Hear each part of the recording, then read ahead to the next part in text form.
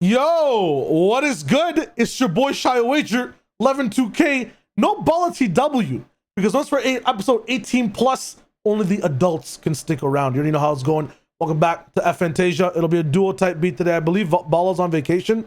He said the FNCS finals were too exciting and he needed to go relieve himself in the Bahamas or wherever he is, bro. I don't know what he's doing, but it's us now, bro. It's us. Yeah, I wish that was true. I wish I could have joined them. Like, do you know what I mean? We are the ones that really worked hard during FNCS. You know what I mean? Like, we were in the trenches, and like he's taking the holiday. It makes no sense, but extended vacation. Yeah, this guy's been offline for like a year, man. Like, what is this? Not fair. This is like because he can't defend himself. I'm picturing his laugh in my head, like Levin. Hold the elbow type beat. Anyways, he holds the elbow and he just goes crazy. Oh god. No ISO today on a day that we might actually need a few. But am I recording? I am recording. Sick. Let's talk about FNCS and let's start with EU real quick. I'm doing production, so it's gonna be hella slow. Bing, bing, boom. Look at the screen. We so proud. Do this with your arms real quick. I want to make sure you're still looking kind of nice. We're chilling. Hey, let's go. Okay. FNCS EU. Let's dive in. I just realized that if I'm on this screen, I can't actually see the doc for all the points we have. So, Levin, take away the intro while I roll it up on a second monitor. Oh, so I'm hosting today. We're actually back and forth. Well, we have to be, bro. Well, no. Yeah, no, of course. You know, look, FNCS was really entertaining, and especially for EU coming into it, right? Like, it was sort of hyped up as this is the most stacked finals we've had. Like, you look at the list of names in this, and not only are there a bunch of potential winners, I'm never really a fan of the whole idea of like, so many teams can win. Like, realistically, you know, the 5 couple teams that kind of win, but there are like a lot of names who at some point during the season may have been seen as contenders. A lot of teams who in the past were considered contenders for previous FNCS, right? You have like the premier, the elite of the elite names in the region at the moment, all in this lobby for the most part, bar a couple names. And it just, you know, the hype going into it was just there. And I don't think it disappointed. Not at all. And I just remembered something that you said coming into this FNCS. I'm not sure if you remember. You gave this FNCS a specific tag.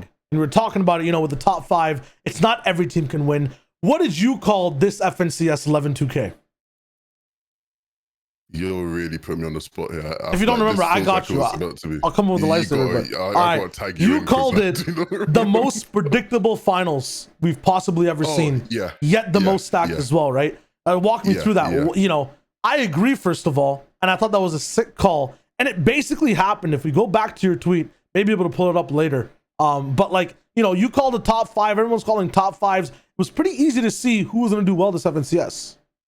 Yeah. Like, it's funny because I posted like a prediction on TikTok, and like I got the TikTok kids in the comments like, oh my god, you're a genius, how did you know the whole top 5 is correct? Like, I didn't get it all right, but like I knew which teams would be top 5. Like, it did feel very predictable, right? You know, you look at, like, let's actually just look at the top 5, not really analyze necessarily how they did on the day, but like look at the top 5. Queasy, Trilix, Jerky, you know, Bala and I were crazy hyping them up in the pod before, right? Because if you look at what they had done since Queasy and them had got their PC issues fixed in the last qualifiers and the heats, like, you looked what they had done, they looked like a team that was easy going to get top 5 because they're just so consistent. They play height so well. Rescard and Dre Savage, when we got to see them during qualifiers, they looked insane. In Cash Cups, they've looked very decent in the weeks, you know, sort of FNCS. Leading up to FNCS, I remember it was a bit shaky, but during every other competition, during the FNCS weeks, they looked phenomenal. Savage individually had elevated to a new level, literally looked like the best player of the season. Fawzi, Artason, and Nate, after they fixed their issues in semis, they look like the team that they were before FNCS started. Like, you know, same thing for Flicking Us and Thomas. They're just flicking us to get top 5 in an FNCS, no matter what it is. And then for No Riley, Vidu and Reason, it was like, they're just going to have a couple pop-off games and it'll be enough to put them in top 5. Like, all 5 of those teams, like, I don't know, like, you could just see it. The writing was on the wall, and it didn't it happened just as people thought it would, and it didn't take away from it being stacked. It's not like the rest of the good teams disappointed by any means. Like, no, a lot of standout performances even below the top 5 in different ways, but like, yeah, it did just feel very predictable for me. So I feel like, and I ride with you on the predictable part, but I'm actually not on the same page in terms of like how it all turned out. I have an insight on it, right? The reason it was predictable but still fresh is because people got to their spots in unpredictable ways, and actually the opposite way. So like the Queasy Trilex Jerky situation, I feel like a lot of people didn't see them coming. So for the uninformed, right, the unanalytical who were rolling in, it was really fresh face to see take all the way in first place. Whereas, you know, you Baller predicted it. I thought they'd do well, maybe even get top 5, but not first. They really finessed the entire games. Mad respects, first of all, to them. You know, the freshness there kept first place interesting. Other places like Forzier, Nate, Tayson, people, I feel like the predictable part for them would be them struggling all the way to third. I wasn't going to expect these guys to fix everything completely for the finals as well, right? But the fact that they actually did end up fixing it, like they got to their predictable spot in kind of an unpredictable way, in a way that they kind of defied history, right? Because they've been failing basically season after season. And the biggest kind of like supporting evidence to this theory is like Flick and Nos Thomas HD not being able to clutch their last game, still landing them inside the top 5, being able to get second place in game number 12, right? If we go over to them real quick. Like we would assume that these guys would maybe get top 3 at the very end, have an amazing clutch at the end of the day to get them really boosted all the way up high. But once again, right, they kind of defied their usual pattern. They played an unpredictable type game, but it got them into the predictable top 5. Same thing with No Riley Reason and Vidil. You're talking about, you know, one-off pop-off games. Definitely had them, but then I did not expect them to get surge routes, play mountains on day 2, right? They had a little bit of that like last season here and there, but the drastic switch from day 1 to day 2 was absolutely insane. So like these unpredictable types of styles from these teams, the opposite, the reverse, the anti-reasons, the non-clutch Thomas HDs got them into a predictable top 5. And I find that like type of mirror story, I hate that word now, sick. Like it was dope. Yeah. We turn this into Valtasia? No, to bring you back on some of those, right? So let's go back to the Tayson thing, right? Because I remember specifically noting like in game 1 of the 2-day finals where it's like they rotated out of Sweaty real early. They were looking for good positioning. And I think that was the first time that it sort of showed like, okay, yeah, semis really wasn't a fluke. These guys are looking to get good position. They don't want to deal with Surge at all. And I think that was really like sort of a progression for them. I think that it was a good sign, and obviously it worked out, right? Finishing third, it's not too bad. And moving beyond that, right? It was funny because as I was noting that for day 1 and for this first sort of couple of games, I remember also in those games just seeing No Riley, Vidil and them just taking the sort of edge zone fights you expect, right? Like, you know, I literally think it was game 1 where they are like in Weeping Woods while the zones, you know, we know where the game 1 zone finished, right? The game 1 zone is that zone that finished way down southeast and it's dropping off the mountain. And I just have like memories of them just in Weeping taking fights, right? When they're the Boney team, and it's like they were sort of going in day 1 with that sort of strategy. And day 2, they come out and like you said, they did actually sort of switch things up, or they sort of went to a bit more of a mature style. It's to me, it was really good tournament management. It's something that like I don't think gets talked about enough, right? But in terms of like, you see it in Cash Cups where when you play a Cash Cup, obviously Cash Cup's on the highest level, but when you get to the back end of the Cash Cup, you start to play in a certain way, right? You need to manage your tournament better. If you're ahead, you want to play a certain way to, you know, ensure your lead, these kind of things, right? And you saw that from some of these teams that I feel like, especially Vidil and them, they had really good tournament management. They came in, there clearly were adjustments. I wouldn't be surprised if they had gotten help from Coach Timmy or somebody like that. I think they literally did help from Coach Timmy. Yeah. But yeah, that was a really sort of mature thing. And it's funny because they don't auto-call now, so now we get to see the progression. Do they sort of look at that next season and be like, okay, maybe we need to play this a bit more, or do they just sort of stick to their devices? Who knows? I like the devices, man. Like, because if you think about it, right? They played every game the same way. That first game coming in, I feel like they're the strongest team in the world for game 1 trios. I'm putting that out there because they're so goddamn confident. Yes, man. In the world, I feel like they are the strongest team for game 1 in a finals. If it's an international LAN, I will actually bet money these guys win game 1 or place top 3 because everyone rolls in. And I say it on cast all the time too. Like, you can feel the atmosphere is literally everyone has hands up, like boxing wise, right? and they're just going back and forth. They're waiting for jabs. They're gonna be reactive. These guys are just fucking that street guy rolling in the gym, bro, just swinging, like, and they don't care. But the issue is, once the street guy gets the first 2 punches on you, right? Like, it's so easy to outmaneuver, go for the KO. The guy's not educated, and I'm not saying these guys aren't educated in game. Smartest trio, aggressive fighters, but like that strat works for game 1 when you go against the grain. When people figure out what you're doing, they start playing defensive. Like, I feel like next season they try this again, but they try to do it better. They work on their mistakes. So clearly it worked in game 1. They tried the same strat and fell short in certain circumstances. But think about it this way, Levin, right? If they won another game double digit, like if they went for it again, they might have got first. They straight up might have got first. So yeah, if they try it again and they win a game 1, they win a game 2, and they get one more good game on game 1. Like, don't get it twisted, bro. These are all 4-point games. Like 8-point. If one of these games is 20, 30 points, they're top 3, baby. If 2 of those games are 20, 30 points, they're winning the FNCS. So I feel like keep trying. At worst, you get 5th. And, you know, now they get to get even more fucking... You know how easy it is for these 3 to just qual in first week? Or like, you know... Yeah.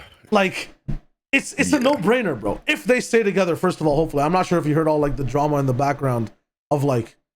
What was it, Vidal splitting or something? What's all that, bro? Like, do we need to talk about we don't that? need to talk about it, but maybe we mention it a bit later. Maybe we mention it a bit later. But you understand what I'm saying? Like, I don't feel like they need to Yeah. change the devices, bro. I like this style of play. I definitely think it's when you come into a tournament with these guys, I definitely think it's always a conversation of will they get enough of those pop-off games to win rather than will they get enough of those pop-off games to get a top 5, right? Like, True. I feel like they're always just going to get enough to get a good result, because 5th is a good result. It's always just going to be about can they get the 2 extra to win the tournament in this case, right? But I definitely think it's in terms of like performances, right? Like from each of them individually, like it'll be interesting to see how they will develop. I think Reason had like a good clutch. Or am I bugging out? I know that first game they like dropped down into the water off the hill, right? And that was actually a sign where it sort of favors what you're saying of everybody else in the lobby was sort of a bit timid when it was came down to dropping, like people still trying to stay up and whatnot. These guys were just like, yeah, let's jump in the river. I see the river, like, let's just jump in it. You know what I mean? Like, and it wins in the game. It genuinely wins in the game. So good stuff from them, I think. But beyond them, I think there were some great performances, right? I think if you look at the likes of Kiriachi and then below them, those guys had like a quiet tournament where it didn't feel like they got much camera time. Even on the analyst desk, we tried to sort of give them their flowers because they were like crazy consistent. I think on day 1, in terms of like the day 1 standings, they might have been a bit higher. I don't know if you'll be able to show that. It might be a bit too technical at the moment, but it's like, well, actually, we can. I got you. Yeah, because I want to see where were they after day 1. 6th, so day same 1, they place. were around the same place. So around the same place, 6th. Like over the course of 2 days, it felt like they were just really consistent, but nothing to sort of ride home about in terms of like a great individual performance or anything like that. It's weird because looking at the cumulative table, there's a team, right? 7th place, Anderlecht, Snazy, Xweez, who are 7th. Now, watching day 1, no shot it looked like they'd get anywhere near 7th. They looked shocking. Well, let's just check in where they were in day 1. Straight up. Day 1, 17th place. 17th. 92 for points. Anderlecht, yeah. That's shocking for Anderlecht. Like, 17th, not that bad, 11th. Like, no. But hey, these guys are here too, right? No Riley Vidal. No, honestly, but and I remember saying it on the desk where I'm like, the difference is that no Riley Reason Vidal play a style where that honestly that doesn't mean anything. Yeah, I can't like look at that them being in 16th. I can't look at it and read into it and be like, you know, my expert analysis says, you know, things are off. I can't with those guys because it's like that is just the nature of their like sort of style, right? Like they will just have a bunch of those inconsistent games and whatnot where things go wrong. Whereas with Anderlex's trio, I can look at that as an analyst and be like, hold on a minute, something's critically wrong here. Like it's like these guys rely on being consistent in order to do well. So for them to come back is impressive, but at the same time, I still look at it in pain because I look at day 1 and I'm like, how do you allow that to happen where they dip from Catty, which seemed like the mature thing to do because they didn't want to contest, right? They didn't want to contest off spawn. It seemed mature. It seemed like, oh damn, okay, Anderlecht really wants to do well. You know, he really wants to do well. He's gonna go Weather Station splitting with Camp Cod, like holy, like it's weird because you know there was this whole conversation about drop spots, lack of loot, and you know leaving your POIs, and you know people obviously want more POIs for next season and whatnot.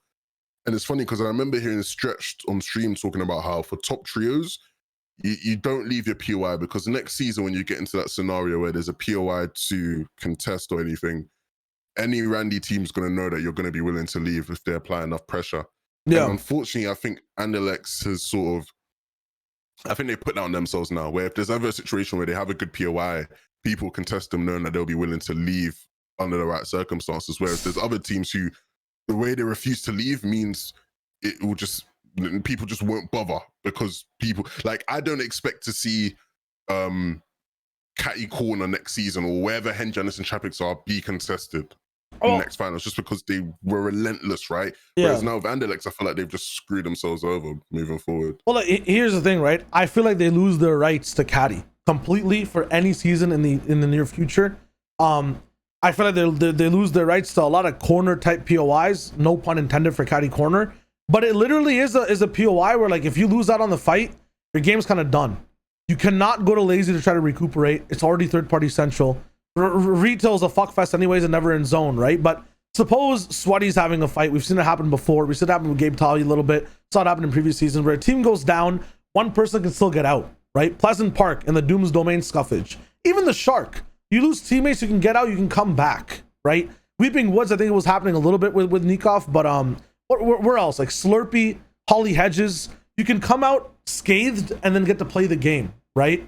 I think Snazy at one point got to reboot all the way at Spire, being shit on from Camp Cod and Catty. It was like, I think day 2 game, an early game 2, but it's like, you know, Catty Corner is not a place where you have any type of flexibility. It's like an all-in POI. I think they lose their marbles for all-in POIs for the rest of history, honestly. But if they claim something that's a little bit more central, if they try to fight for a Lazy or whatnot, and you know, go for like a more so open type brawl against other teams, they still have a chance to stamp their name on a POI, man. Like, you know, I don't think so. I don't think so. And I think it's worse for them in those kind of POIs because those kind of POIs, people have already shown they're willing to contest. That's true. Like POIs like Lazy, people have already shown they're willing to contest. And typically as well in those kind of POIs, the sort of, if you don't hard 50-50 as in like landing on each other, the way you fight those kind of POIs is often a bit more even. Like it's a lot easier to fight those POIs. I feel like, you know, POIs sort of like Sweaty, POIs like Lazy, and those guys in particular have shown this season that they're not the greatest team to fight off spawn. Yeah, they've shown moments where they can be a phenomenal team, but off spawn they didn't look phenomenal at Catty, and I think that's why they were willing to sort of give it up because they know that deep down. And it's unfortunate because I don't want to say they've lost their rights to claiming a POI for eternity because it's like these guys, you know, Adelaide is one of the greatest players in the EU ever. Yeah, but it does feel that way. It does feel like now that respect will just not be given unless they have like some sort of crazy Thomas HD and Nas Flick type performance where like they get like 50 bombs and 20 stack lobbies, which they're not the kind of team to do that, right? Yeah. So yeah, I overall I felt like this was a flop for them. I did feel like it was bad, and once again, considering they were able to come back to 7th, it feels weird to say that. But I genuinely think like if you're doing sort of like I did a winners and losers video for like the Premier League, right? Like football stuff, and it's like even if a team technically performed well, like you can still come out and see them as losers at the end of the season. I think looking at these guys, like at the end of the season, I think they've come out of losers because I think they definitely could have had a better performance. They've lost their sort of respect off spawn. Like teams aren't going to give them that same respect as they might have in the past. And so generally, I think it's a bit of an L. Money's nice, sure. Money's nice. Top 10's cool, but like this is a team who was so close to winning FNCS on 2 occasions and now just look out of it. Like, unless they have a mad preseason next season, I don't think people are going to be predicting them to like be a top team next FNTS, which is pretty sad. I mean, here's the other thing with it too, right? Like when you're looking at this trio coming in, I'm just making sure all the levels are nice on both sides as well. When you're looking at this trio coming in, like next season is a new meta. What if launch pads get unvaulted? What if some crazy shit happens on the map, right? Summer season, my man. What if pumps are gone once again, right? Like it gets kind of wild in that sense. And then like because of that as well, I don't think it's the end of the world for them. I definitely feel like their kind of prestige is tainted.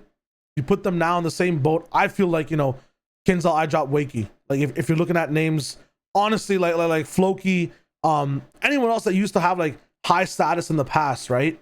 Had their prime time. I feel like now if there was a golden age of Andalex, we're now like in the next age of can these guys come back? They're not at super peak. Like, would you agree with that statement? Yeah, I think a lot of it will depend on next season. I think that's true. Okay. I think. Yeah, but like for now, like after now, like is their golden age over? Like after this last FNCS? It looks that way. Yeah. Yes. I'm not saying they're trash, right? But yeah, but like it's sort of like because for a lot of those teams, I think it's still even like Flick and St. Thomas. They're not top 3. They haven't auto called, but like this whole vibe of like, oh, they got second. Oh, they got third. Now they've got fourth. Like it's still like it still looks like for those guys, it's like we are so close. You know what I mean? It still looks like that. Whereas like for Anderlecht, it doesn't feel any, even though it's just 7. Like is this 7? What, they came 5th last season? Like what, 2 players? They're still in the top 10, baby. But it's like I feel maybe I'm crazy for saying this. I'm sure somebody's gonna be like, Levin, what are you on about? No, but like, it's just look at the first day, look at the POI, look at the weeks rolling in too. It's like, you know, from what I'm seeing in general, they're definitely a peg down from before. Like you're right. Yeah. There's gonna be many more teams not scared. Where in the past, if they just saw the name in the feed and a shot go on around them, they start running away. That's not the case anymore. For a lot of people, gain confidence against them, right? So yeah, that's the end of that. Why are we, and I feel like everyone in the world, ignoring this trio? I feel like every time okay, I guess not we. My bad for roping you into the shopping cart, but I feel like every time I talk about EUFNCS with anyone, every time we're looking at results, I'm propping up Queasy. Bro, Force Yard, the most consistent player, blah, blah, blah. You know, like, damn, so close. Like, this show, that show, Verdeel Wall, they turn it around. Savage, Rescard and Dreda. People just toss Savage's name in as top player this time. I saw that. Man, shout out to you for the threads, by the way. I seen the threads. I've seen the talk of the town. They get tossed in for a second in EU conversation. It's like people expect that these guys are still Dawn gods. Everyone knows what's going on. And then we move on to other trios. It's weird because you would expect it to be the complete opposite with like Mr. Savage. Like imagine if that was Benji instead of flipping. Damn. Like imagine Benji coming second in an FNCS final. Like we wouldn't even know who won. Like we'd all just be talking about flipping Benji. Do you know what I mean? So like, nah, I do agree. You know, you always got to give teams their flowers, and it doesn't feel like Rescard and Jet and Savage have got the flowers they deserve. Oh, let's edit that statement. I don't feel like Rescard and Jet are getting the flowers they deserve. I feel like Savage is at least getting a few roses in the mail, but for me included. Well, that's just because of his like solo performance this season, which helps a bit, right? Yeah. I'll continue though. Continue. Well, like, yeah, it's very hard because Savage, because Rescard and Jet, you look at what those two are. They have been excellent at you know, every possible opportunity. On day one, Andrea had key clutches that gained them significant points. Like I literally did a breakdown of one of them, right? Where like he saves them 15 points solo. Minus those 15 points, where does that put them on the standings? That there, right? 3rd place, yeah. Oh no, it keeps them in second. That's all good. Oh, yeah, keeps them in second. That's a little good. But you get the point I'm trying to make here, right? You get the point I'm trying to make here, I right? what you're saying. Yeah. Both of them individually have been key, and yeah, they've not been getting their flowers. But I feel like for a long period in time, that's always been the case individually. Like I've had conversations with Andretta where, you know, he feels hard done, but he feels like people don't see how hard he's working, right? You know, I've you know, the nature of Scram and Refsguard was always that, like, you know, people remember Scram because Scram's sort of more of an OG, and, you know, Scram is like a more of a, well, at the time he was more of the forward facing figure, right? It's like more people know Zayt than they know Saf, right? It was like, that was almost it with Scram and Refsguard, where you just know Scram more, and so Scram naturally got the appraisal, even if Refsguard was the better player.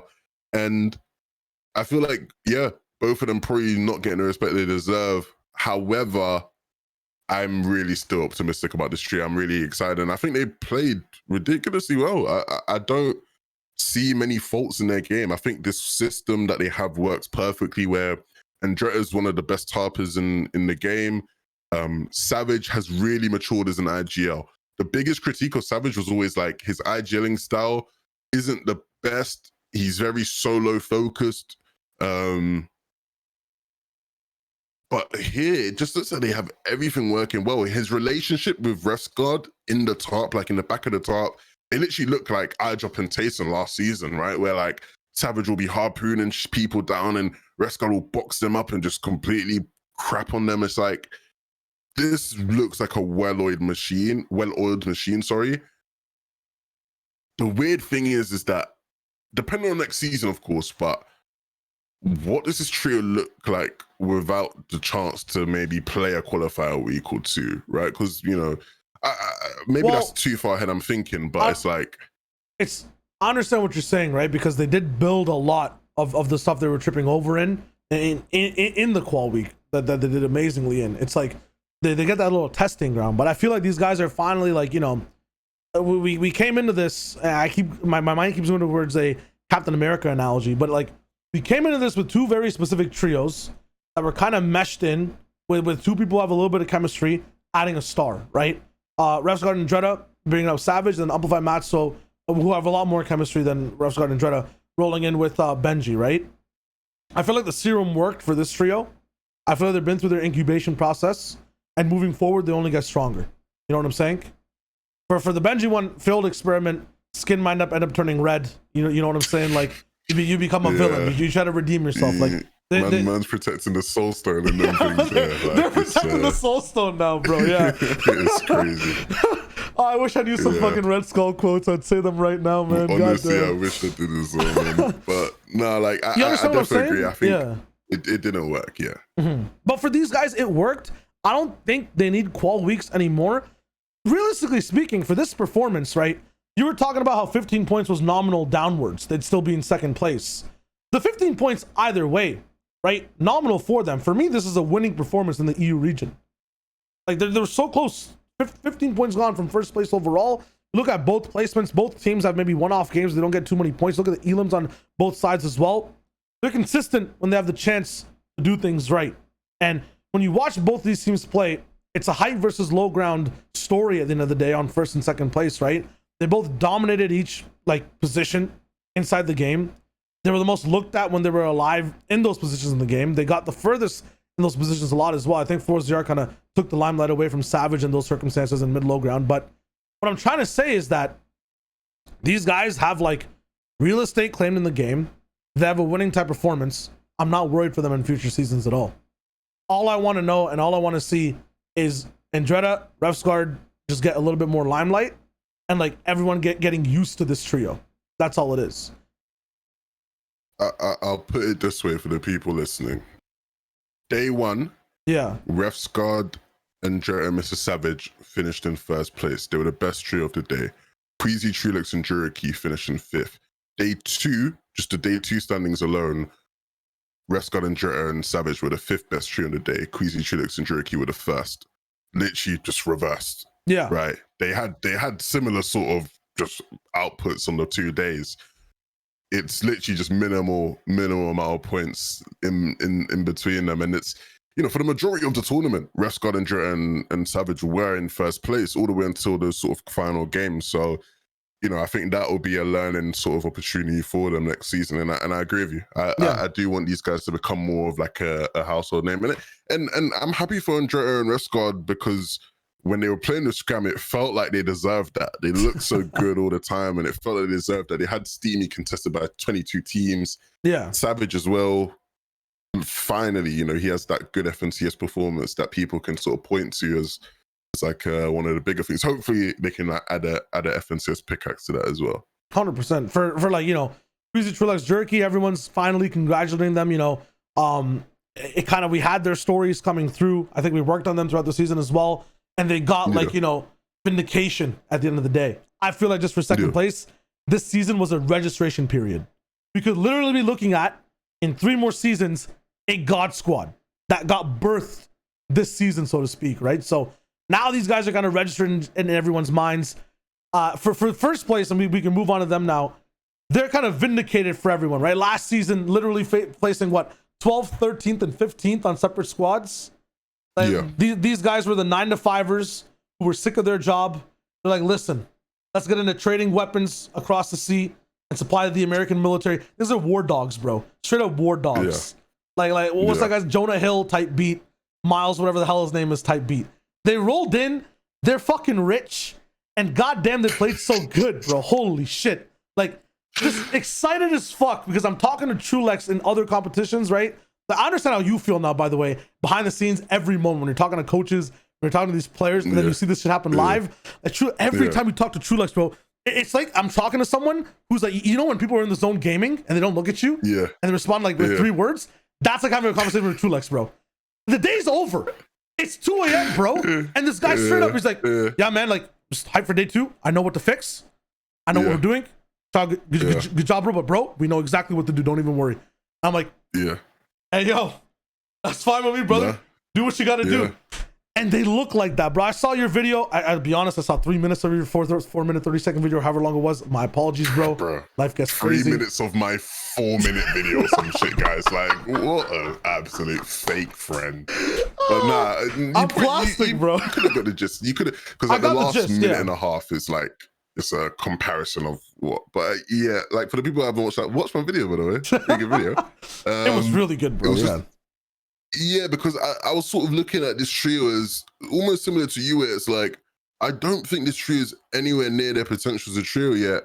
And the key to me, in terms of the improvement, will be Jerky, because I think when I look at Queasy, I think you have somebody who Queasy's developed over the past last season to now, and even before that, Queasy sort of really has developed as like an IGL. His understanding of the game, the way he reads the game, has just, you know, went so high, right? It's crazy. Trulex to me is like one of the perfect glue guys, right? Like he's the guy that sort of can keep things together. Just a really, really good teammate, you know? It's the kind of guy, he is just a really good teammate. You want to play with him, that kind of thing, right? And the spark for them, who I think has been Juriki, it's like, he's a fragger, but I don't think Juriki's like the best fragger in EU. And I don't think he's like a top 3 fragger in EU.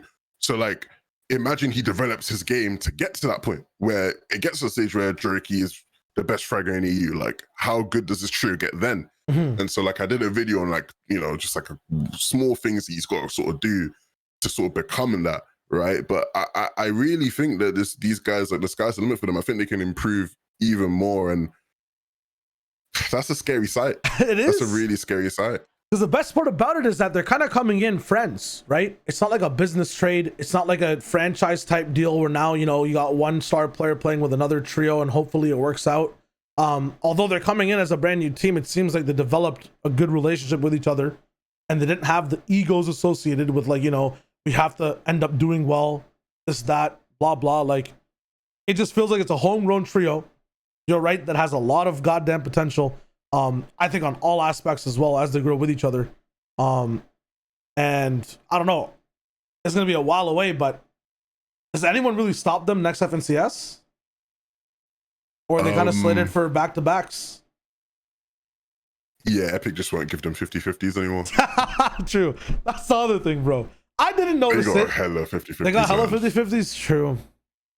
They set up for them though, right? Like, well, yeah, that's the thing. Like, and that was the big thing that, you know, Bala and I referenced when we were talking about them before FNCS, where it was like, These guys are good even when they don't get height and even when they don't pull the right zones. And that's the thing that a lot of height teams don't have. Even some of the best height teams ever haven't had them. Like Zayt and Staff in their prime didn't have that. If they didn't get height, they didn't look as good. These guys look good even when they don't get height. Not as much this tournament as they have in other competitions, to be fair. Like in this, it still did look a bit rocky when they didn't get height in this, but understandably so. I think the pressure, there was a bit more pressure in this competition, right? But yeah, they are gonna be really good. And I think regardless of whether they get a bunch of 50-50s or not, I think they're a really good trio. So yeah, shout out to them. Shout out to them. On the topic of 50-50s as well, if your idea of like, you know, it's coin flippy still includes when they win the coin flip, a first place, keep going for the 50-50s. Like, because a lot of people play 50-50 styles, but they average like top 5, top 8, top 3 when they win the 50-50. This guy's average fucking first. That's fucking bonkers, bro. That should not be allowed. Wake up, you wake up, bro. Like, look to the skies, man. Like, I'm just realizing. I remember thinking about this after the finals. 2 teams won 50% of the games in finals. Why does that seem so silly to me? Damn. Like, why? How is that? How is it that 2 teams win 50% of the games played? That it didn't feel like we were just getting nonstop. Oh, now Queasy's on. Oh, now Noah's on. No. Do you know what I mean? But like, in theory, that's what it sort of was, right? I mean, it's like day 2 was literally that. Actually, it was literally Noah's on, right? Unless I can't count properly, and then Queasy's on, and then one game of a kind of little break. No, then literally Noah's on again, Queasy's on again, and then we watched 2 more games. We're gonna do stuff. And that's the other thing I wanted to. That's silly. Talking about like EU in that sense as well. It's like, to me, man, it's sad to say, Stack Lobby, the ending was not as hype as last season's, and I don't know why. I think last season, or because last season, going into last season's final game, it was a winning moment. It was a winning moment.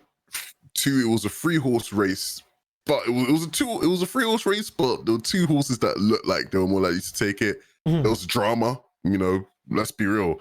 Can't remember who it was that crashed, but one of them crashing. Noah Riley. That's drama. Do you know what I mean? Yeah. Noah crashing, like that's drama. We all like a bit of drama. We all like a bit of spice. You know, Noah crashing added for a bit of spice. Do you know what I mean?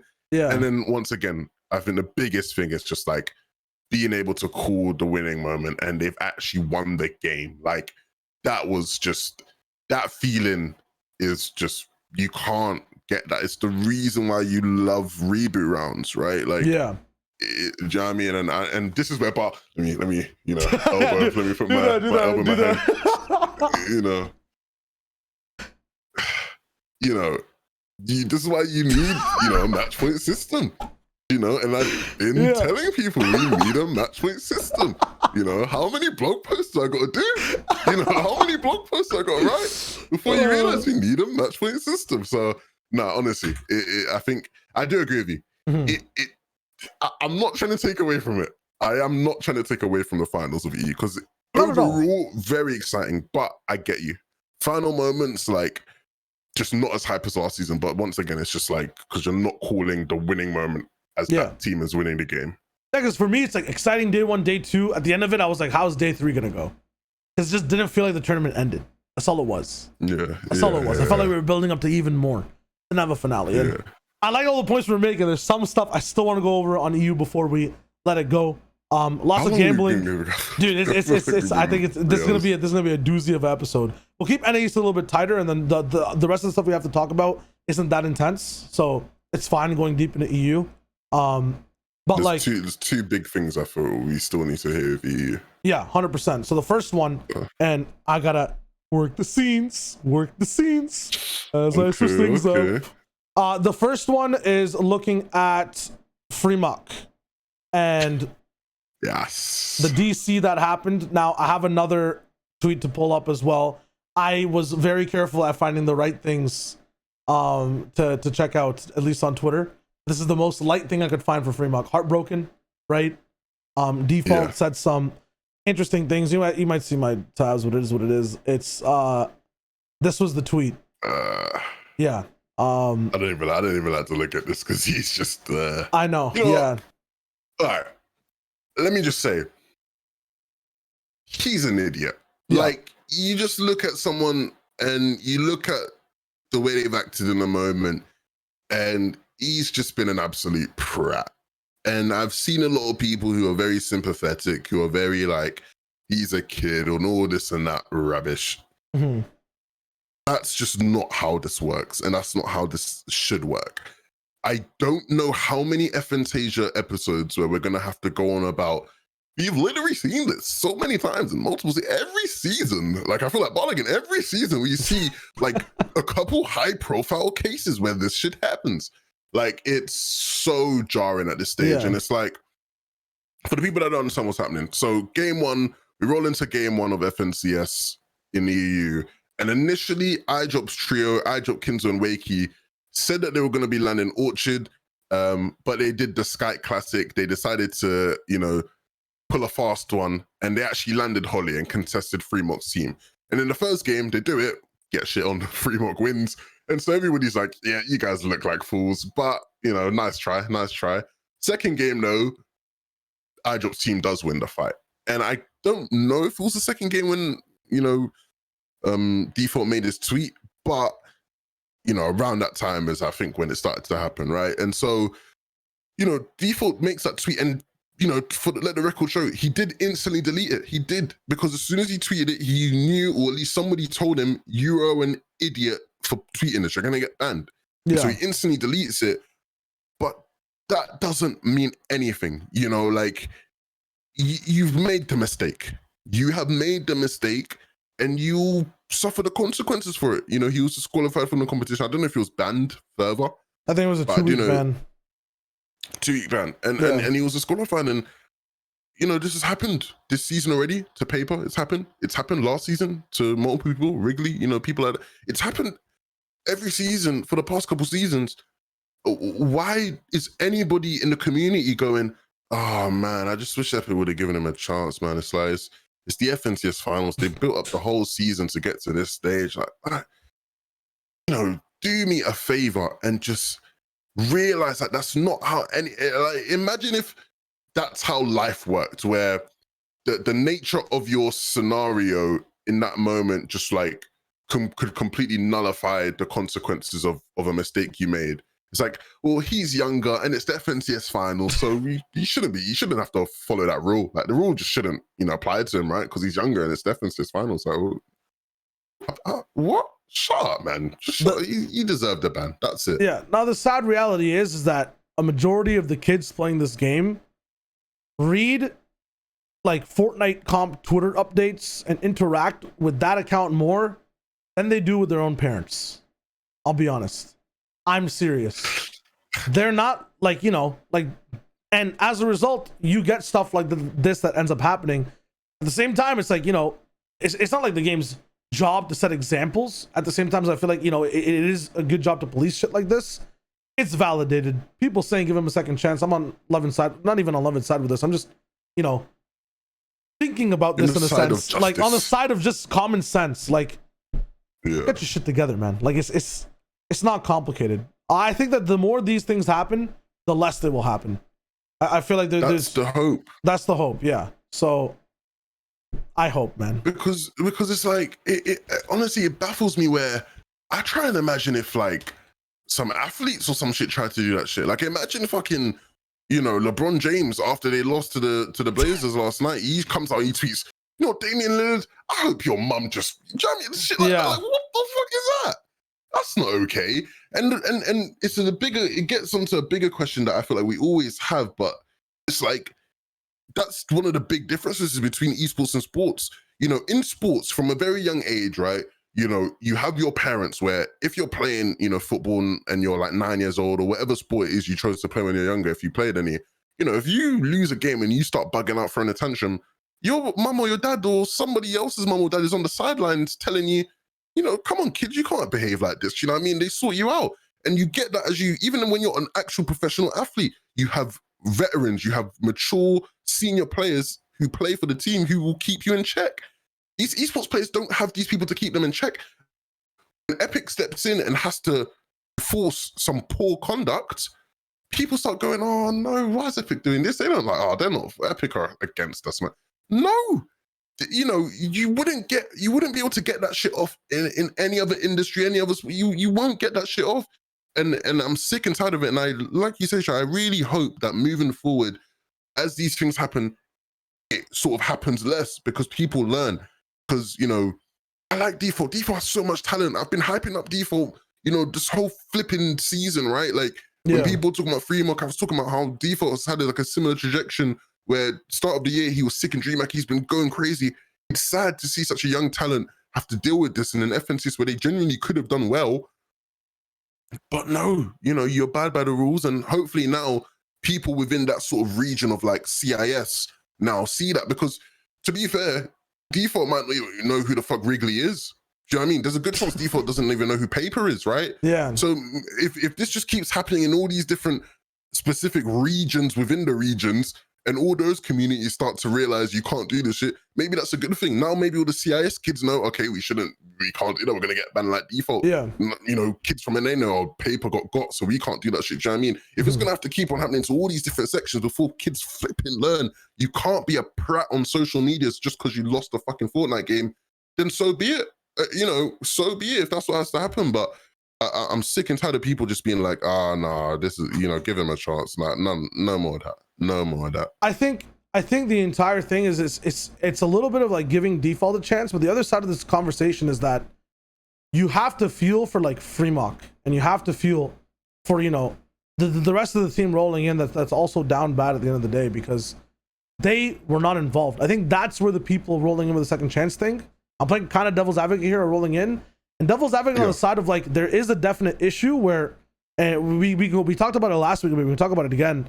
There has to be a way for a team when something like this happens to have some type of substitution clause. Like, I feel like the player still deserves punishment. The team loses a good player, that's a big punishment, but you know, it kind of evolution for, you're talking about sports versus esports. Fortnite's also one of those games that, you know, due to the nature of a battle royale, doesn't have the ability for you know, an extra cerebral way to play the game with, you know, maybe a different player that's rolling in a 4-man squad in trios that can swap back and forth. You saw the benefits of that in League. You can see the benefits of it in Val CS, having a second, you know, a bench on the side of the roster. That could be something to explore if this stuff's going down, and then haven't even, you know, if the conversation, the argument is it takes away from the punishment, have harsher punishments. If someone like this acts up on social media, season-long bans, permanent bans, indefinite bans with a substitution system, I feel like would be a lot healthier for the game, right? Yeah, I really do agree with you in the sense of, because that is the other side of the coin. And so hopefully the people who are triggered that I just went off on Default have stuck around to listen to this, because I do agree that I do agree that it is harsh on the teammates. As much as I have publicly said in the past where, you know, that's, you know, you need to know the people you play with, you got to make sure you're not playing with prats. A part of, even though that is a part of it as well, it does have to be said that there needs to be something in place where maybe you say, okay, you can have a sub, but your sub must not have played in any of the qualifiers. They must 100%, not register the cert. Do you know what I mean? Like, there needs to be a system for that to happen. Maybe you let them play as a duo or whatever it is. Because it's a set lobby, right? In turn, do you know what I mean? Yeah. But in turn, you make the punishment harder for the individual. 100%, right? Because I do think it's a bit fucked in a way. You know, right? Baseline, there has to be something for other people to act from. Like on the baseline, the punishment level has to stay the same if we want to incorporate other systems. 100%. I'm just saying there's so much room on the game side of things to make this an easier and more approachable process for everyone. If they want to. They don't even have to. I'm just saying there's potential, right? So that's one. The last thing to talk about in EU is contestation. I hope I'm hitting the right notes here. Last thing to talk about, is, and we'll throw back to it. Possibly the best performance we've seen out of contestation. And every idiot who's like, being contested is good because you get 3 free kills, gets to have, you know, a beer and or their kids. They get to have a juice box on their donut for the day, right? Because that reality became absolute certainty this week. Janice Chapik's previous champions, now retired, looking to hopefully be champions again, picking out kids off the lawn, bro. These old men, bro. These old men. Like, yeah, I think it's funny you came at it from that angle, because I actually came at it from, I actually see it just almost the opposite way, in that they, you know, because the angle you sort of attacked in is like, you know, even contested, they still had this performance, which is true. yeah. 8th contested, 12 out of 12 games is insane. But I almost see it as like, for fuck's sake, they were contested. Like, bloody hell, man. Like, this is a team that should be getting top 3. This is a team that definitely could have won this FNCS. They showed that they could have won FNCS. Yep. In over the 2 days, they showed that they were still playing at the level in which they could have won FNCS. But because they were contested, you just can't, right? Like, how many games did their dial spawn? Or how many games are they just scuffed because of the off-spawn fight? Straight ripped off spawn, I think it was 2 games.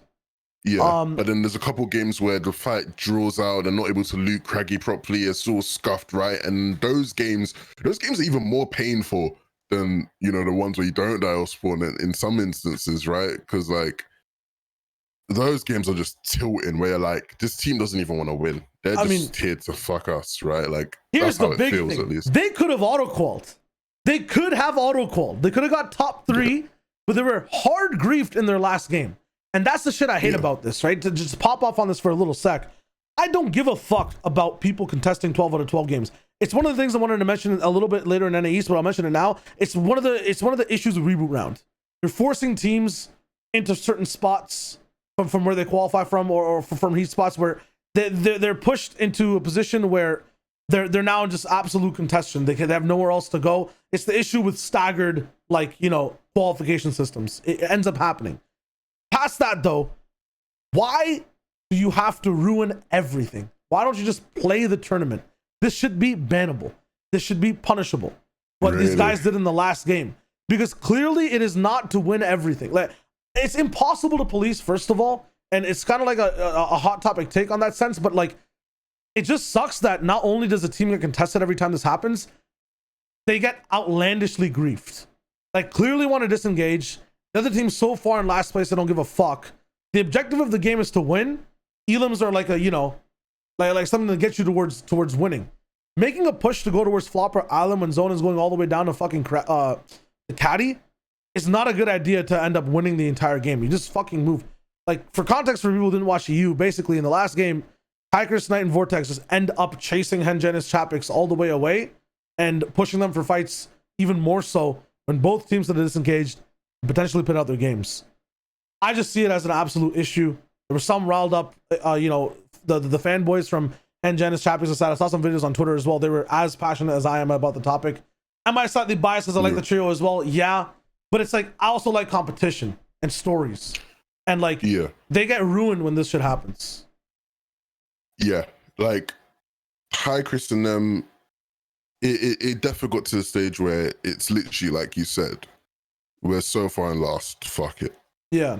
And that's really dangerous to me. That's always been, you know, a really dangerous thing to me in BR, where it's just so hard to police that in terms of when you're looking, because you know we watch the game, we know Fortnite. Mm-hmm. You can watch a team and you can know when they're not playing to win, right?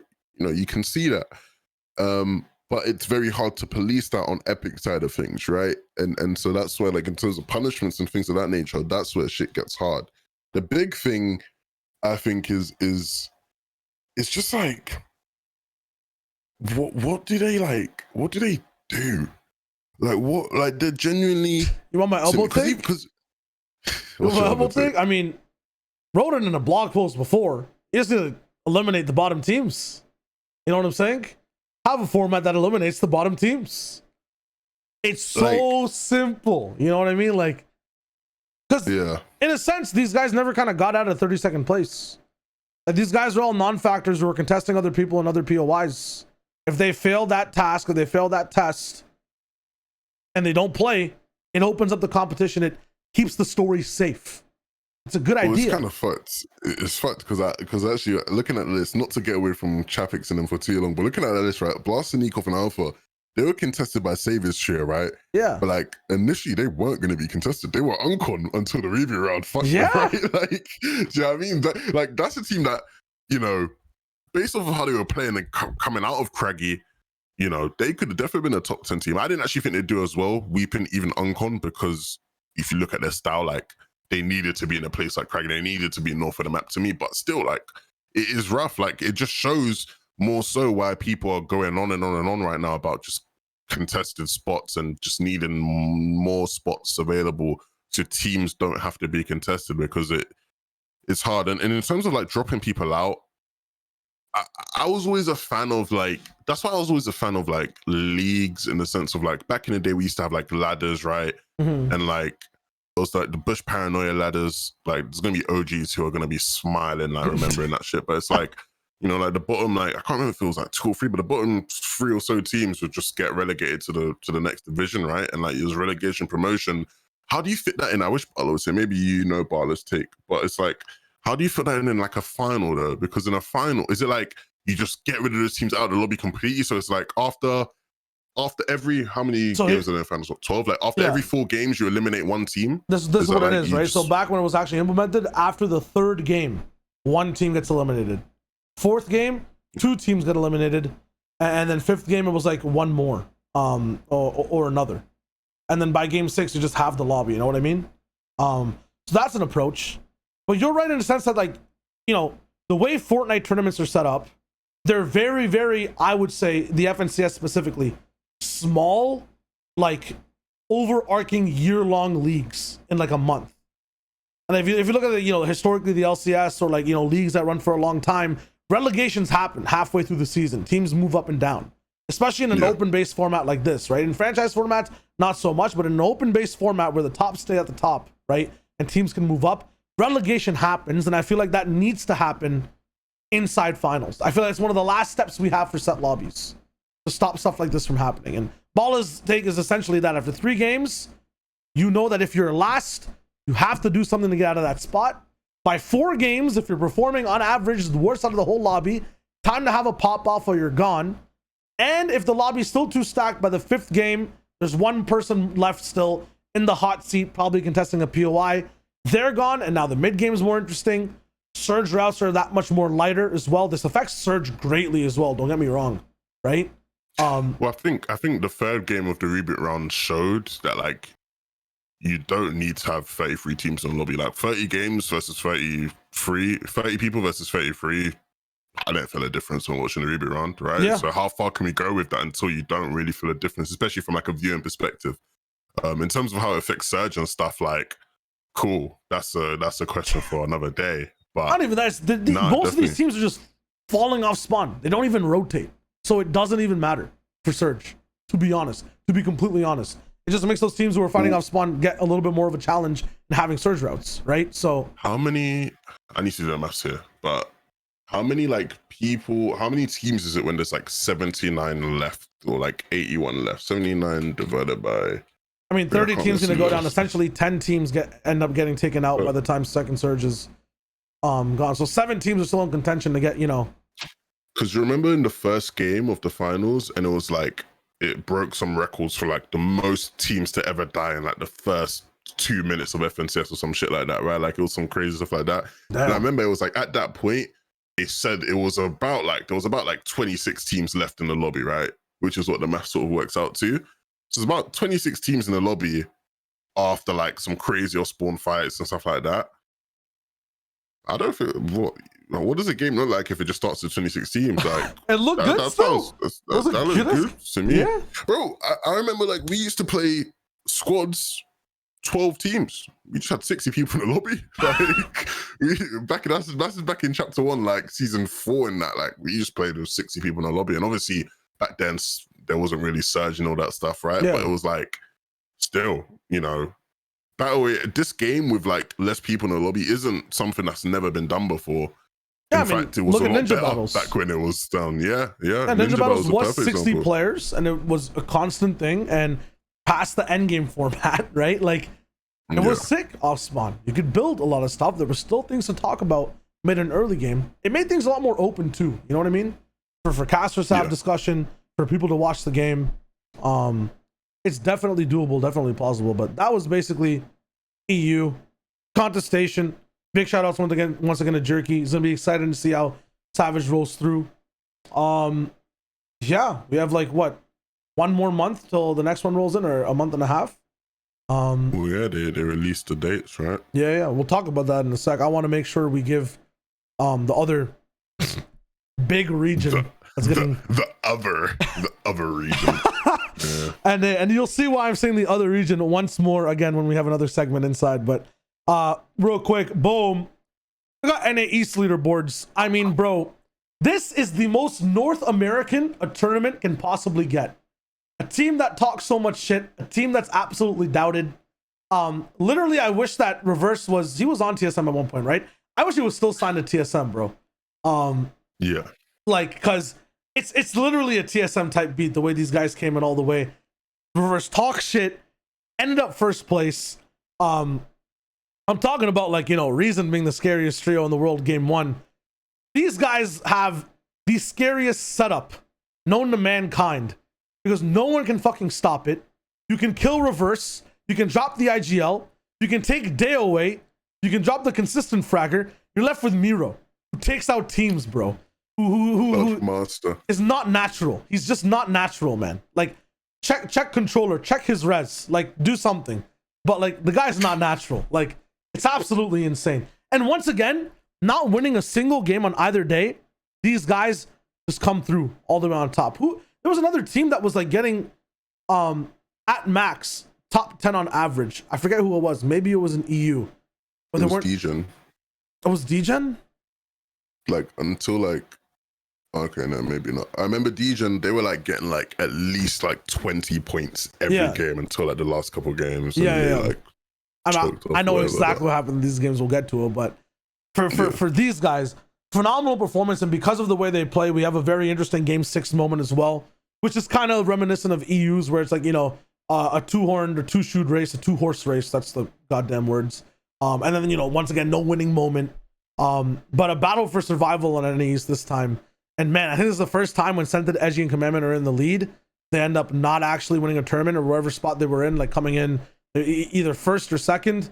They rolled in, historically never lost from their spot, come through in second, but still feel like Sented has like some of the best IGLing when it comes to approaching the game. And Commandment's still on the spot to be clutch master, similar to Miro, but more so from like a game sense strategic perspective. Once again, we talked about EU being like, you know, the most predictable top 5 known to man. Were we thinking that top 3 were going to change? I know Acorn had like a little bit of an issue and was like way down. Where did Acorn's team end? You were right on them, buddy. Was I actually on them as I was scrolling? You were literally on them as you said their names, and then you scrolled off. Wait, actually? Am I trolling, bro? You were literally on them, bro. I can't see, bro. I'm going blind. Bro, you were literally on them. I don't want to control. Okay, Jesus Christ. Because Slacks is okay. Yeah. Like, champions, right? Going down to 13th. Well, yeah, that was the thing for me, right? When I'm like following the NA broadcast, it's like, it's almost similar things where outside of these guys, everybody else that was sort of in contention for the most part, I expected to be there. I guess I would have expected like Macros team to do a bit better, but like all the other guys were there. But those guys were nowhere to be found. And it's sad because, you know, going into this finals, I think the big question was if they were to back it, which looked like it was possible, if not probable, you know, this is the best run we've ever seen in Fortnite, and da-da-da-da-da. Yeah. And then it's like, now it's like all of that in the bin. I've not really, outside of people saying how bad they did, I'm not hearing anybody like talking about them really, unless I've missed some like drama in terms of them like snaking each other and all that. But yeah, it's weird. It's really sad to see. Like, did you like spot anything in particular about what was going so wrong for them? Because I don't really know what went for them in that sense. It's just... Max zone pulls were an issue. A lot of the things that's on NA East comparatively to EU as well was this tweet specifically. stinks. This affected DGen as well. This affected a lot of teams. I'm not sure why more teams struggled when bullied in boxes in NA compared to EU or even NAS and other regions with stinkfish and getting bow sniped and just, I'm not even being lackadaisical, but just being caught in like bad positions. But these guys were affected by them multiple games in a row. There were lots of complaints on Jack's Twitter about it on both days. And at the same time, zones just pulled away from them, like, you know, opposite jerky moment. Looking at things, I didn't get to tune in off spawn exactly what happened, but definitely getting picked apart there too in certain games on day one. It just looked like they never got their momentum off, rolling throughout the day. I think that was the big issue for Slacks, Acorn, and Jack. Like, and it's tragic to see. I mean, the one good thing about it is that once again, being very similar to Crazy Trio X Jerky, or a trio that's kind of homegrown and, you know, respecting each other. They're not like people rolling in high status names trying to try something new, trying to get that serum working. They're gonna be fine moving on in future seasons. They'll fix up their shit. Yeah. They'll try to pop off. I think another big issue too was like this season compared to last season. Was the last season the no movement meta, or did we have bouncers in that season? We had bouncers, but it was still like a fairly no movement meta. Fairly no. Yeah, I feel like with the lack of having at least even one type of, you know, safety net for this trio, they slightly suffered in like the worst possible situations where you can't get out, you can't undo anything. If it's kind of like what happened to Andalex in EU. I'm going to be comparing like from a lot of EU teams. That's like where most of my research was and my eyes were this season. But like they kind of fell similarly in that way, where it's like an off spawn type issue. It's mid game rotates while being scathed type issues. The differences are not tainted moving forward. You know what I mean? Like there's still respect talks onto Slacks, Acorn, Jack, because throughout, you know, all the cash cups and whatnot too, they're still looking strong. It's just for this grand finals performance, there was a trip up. Yeah, I don't know what their stocks are like, because once again, I don't know what the conversation's been about these guys, but like I'm buying now. Because I actually think, you know, in terms of just like the mental aspect of things, I think them having a quiet season this season will do them wonders next finals. Because I do expect them to be able to get there.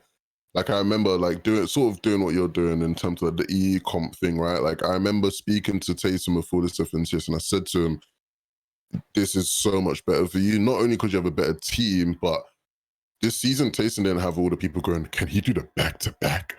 Can you do the back-to-back-to-back-to-back-to-back? Can he win 3 FNTASIAs in a row? And it's like, you know, people weren't really talking about Taysom other than, oh, was it not a fluke on the semis, right? It's like, similar things will happen, assuming they don't come into next season and just win every event possible. If they win every event possible next season, which they probably could do with how good I do think they are, people going into finals, of course, people are going to be hyping them up, but they just have sort of like a, you know, not a quiet season, but it's just like, you know, standard stuff. It's going a reset. into finals, they'll have a buff, they'll have a buff. And honestly, I'm not alarmed. I just hope they don't split. They won't. Because once again, I see them similar to the way you said with Crazy Trio X and Jerky, where it's like the foundations for this trio are there, and there's still room to improve. And so I'm not concerned about them. I'm not concerned about them whatsoever. It's gone to the point where like I'm walking down the street, right, like at a park, looking at the trees, acorns on the ground. Every time I spot an acorn, a dude named Jack is walking by, wearing some nice, you know, khaki, some nice slacks. You're walking down the street. Like that's what it is at this point. It's homegrown names always together. I shit you not, Levin. You go outside, go to an acorn tree. I guarantee you, there's a guy with some very nice slick pants. You ask him his name, it'll be Jack, Jackerson, Jeffrey, which is a long form of Jack, actually. Just letting you know. Or if it's a woman, even her name is Jill. I'm telling you, bro. It's Jack and Jill. She's also wearing pants that are, you know, slim fitted. Like I'm telling you, bro. These guys, what I'm trying to say, just they aren't splitting. The Jeffrey to Jack caught me off. I'm not even sure if that's true, bro. But I'm trying to do the maths there. I don't know if that was true, but start with J and they have a vowel, so I might be onto something, you know? Shakespeare's shivering. Shakespeare's shivering, bro. Shakespeare's shivering. These guys are honestly like glue. And now I want to, you know, look at the hot butter. The shit that if you hold it upside down, it's so fucking hot, it'll split in the matter of an instant. you wouldn't expect it because it looks so scrumptious. It had the caloric potential. And you're like, why is this food dog shit? I'm talking about Degen Ager's Skittles, bro. What is going on here? I would say, you know, the most underrated, most talked about, toppest trio this season coming in. They're winning Cash Cup extras. They're looking good. You know, they kind of took over the Sprite Gabe Tahi conversation of if every pro talks about a team, oh yeah, Degen Ager Skittles, top tier, underrated. You know, like these guys are not only next up, they are up. They're looking real good. Split now after this 4th place. After what I would also like to say, the 3 worst games I've seen a top trio play in the history of an FNCS. That's kind of harsh, but zones were tough. Calls weren't all on the same page. Coral Castle set to win the game. I think it was actually the 26th place. Set to win the entire game, right? It's a Coral Castle rotate 11, and they can just go over to the beach and skip everything. Degen decides to go inside the builds and maybe take over height. I'm not sure if it was exhaustion playing all the games in a row, but basic just bad calls in the last 3 games knocked them down to 4th place. They basically got no points in their final games, yet at the same time end up with this top performer, showing you how good and consistent they are throughout the entire day. It just sucks now because they're not completely together. Allegedly right now, Degen Ager sticking together, Skittles being dropped, and the new trios they're playing with Kanata rolling in. So for me, when I look at it, like off rip, the concept of them splitting is foolish, like incredibly foolish. Yeah. Because, you know, you've it's not like you got 4th and you choked. You lost because you choked. You didn't lose because there was a lack of skill there. You didn't lose because the philosophy was wrong, the game plan was wrong. You lost because you choked. Poor tournament management. We talked about tournament management earlier. Poor tournament management.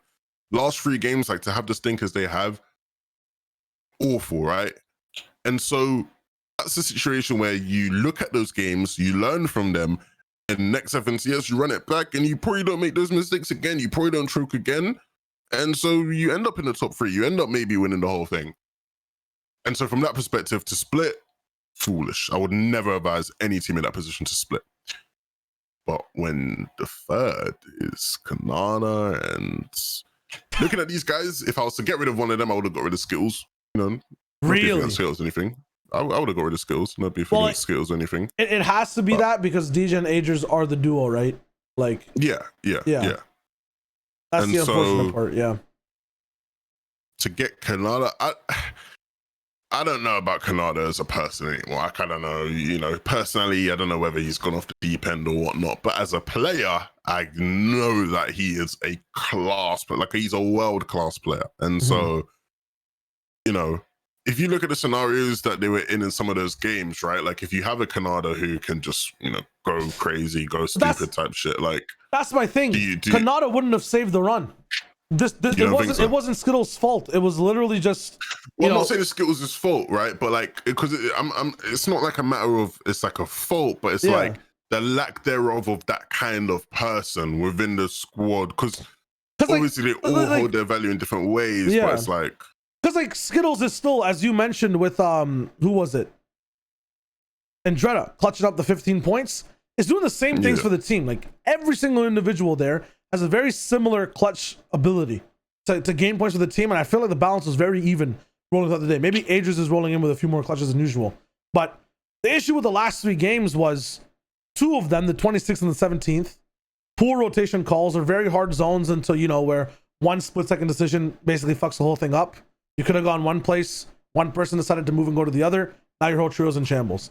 That's essentially what happened there. That 33rd place to Elam thing, that was kind of the topic of controversy. That's where I forget who landed on them. It could be one of these last place teams. It could be someone slightly higher.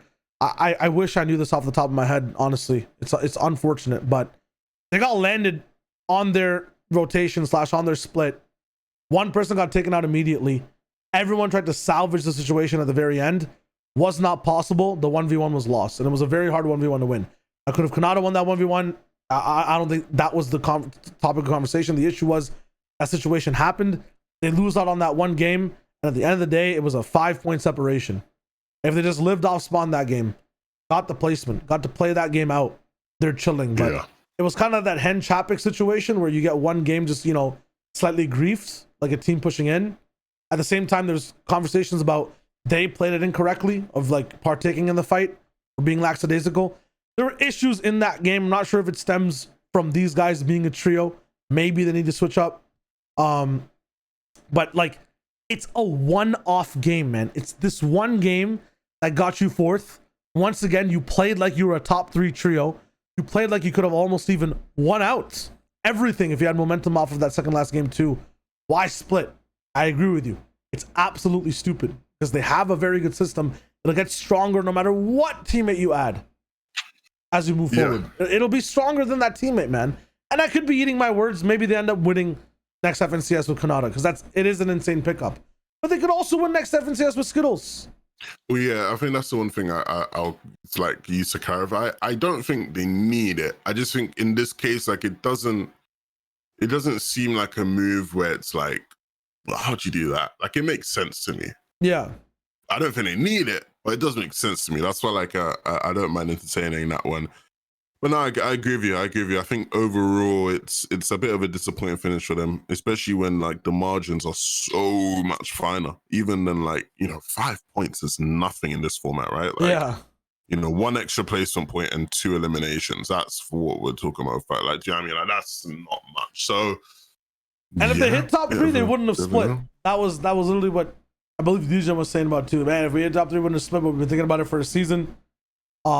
Imagine thinking about that as you're winning event after event, as you're popping off and placing top 3. That's crazy, 5 bro. points. And it's 5 points that just end up changing the entire. Apparently, there's like one of the worst snake innings happening inside because now Bucky's trio is affected. I'm pretty sure this one's sticking together. I'm not sure who Bucky's playing with. It's hurting your head already. Let's talk about some of the consistency that we're going to be seeing next season. We already talked about Reverse Day Miro. The reason I'm not diving deep into them as Evan recovers is because I just feel like I've talked about them or been hearing conversations about them so much over the week. Like, they played phenomenally. They fucking own dirty. They're so hard to fight off spawn. Like, I believe if you would contest this trio for 12 games, you possibly wouldn't. It's close to saying you wouldn't end up winning one. They're so scared because I'm talking. Let's give them their flowers, man. Give them their flowers, man. They're fucking so good. They're so they good. Are so good. Like I love just everything. Like you said, this is the most NA shit ever. Like, this brother made a whole vid just talking mad shit. Like, and no one stepped up. Real talk. And Nobody. And then they won. Like, that's insane. And it's funny because it's like in the vid, all the people that he said are like decent did well. So it's not even like any of the people he called shit, like overperformed. But some of them maybe Mega and Dubs and that kind of shit. But like all the people who he actually gave their respect to are the ones who are in the top 4 with him. So it's like the brother had the vision. He had the vision and he executed it. Honestly, Miro and Day, like it's funny because in EU we always have these conversations about like, double controller can't work, but like, I don't know where. Well, I know where it comes from, but it's like these guys just completely nullify any of those kind of conversations. Like, they are insane. Miro's clutch, by the way, that is some real good shit. Like, that's like when we're talking about, remember on the pod, I can't remember what ep it was, when we're talking about, you know, the reason why what was the one we were talking about, the Tahi, the Gabe Sprite Tahi clutch, right? Okay. Where it's like, the Sprite clutch can happen because he's playing for the win, right?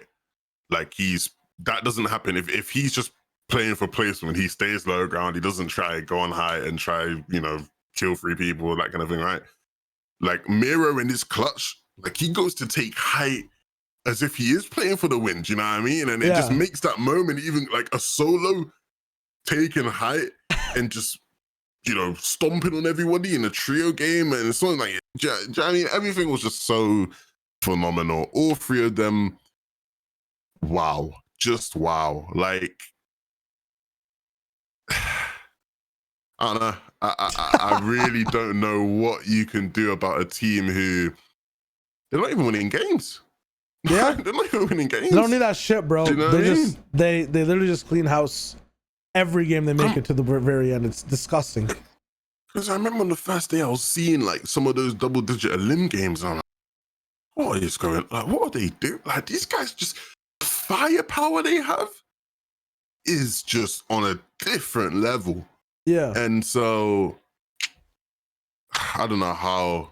I don't see these guys declining anytime soon. And I actually think like movement meta, season 4 movement meta, they did it. No movement meta, they've done it. What are you gonna put in front of them? Like what happens that just So I'll tell you, nothing there's I can see one happening. possible thing. What happens, Shayo, that makes these guys not just goats? Because I don't see it right now. Dirty Docs gets affected next season. Oh no, don't say it, because now it's gonna fucking happen. Guys, if Isn't that the Dirty thing, is though? gone, if Dirty is gone, we all know who did it. We all know who did it. Oh, you get at BallTW. You actually just texted me saying that it's a possibility, so I'm taking the blame off myself.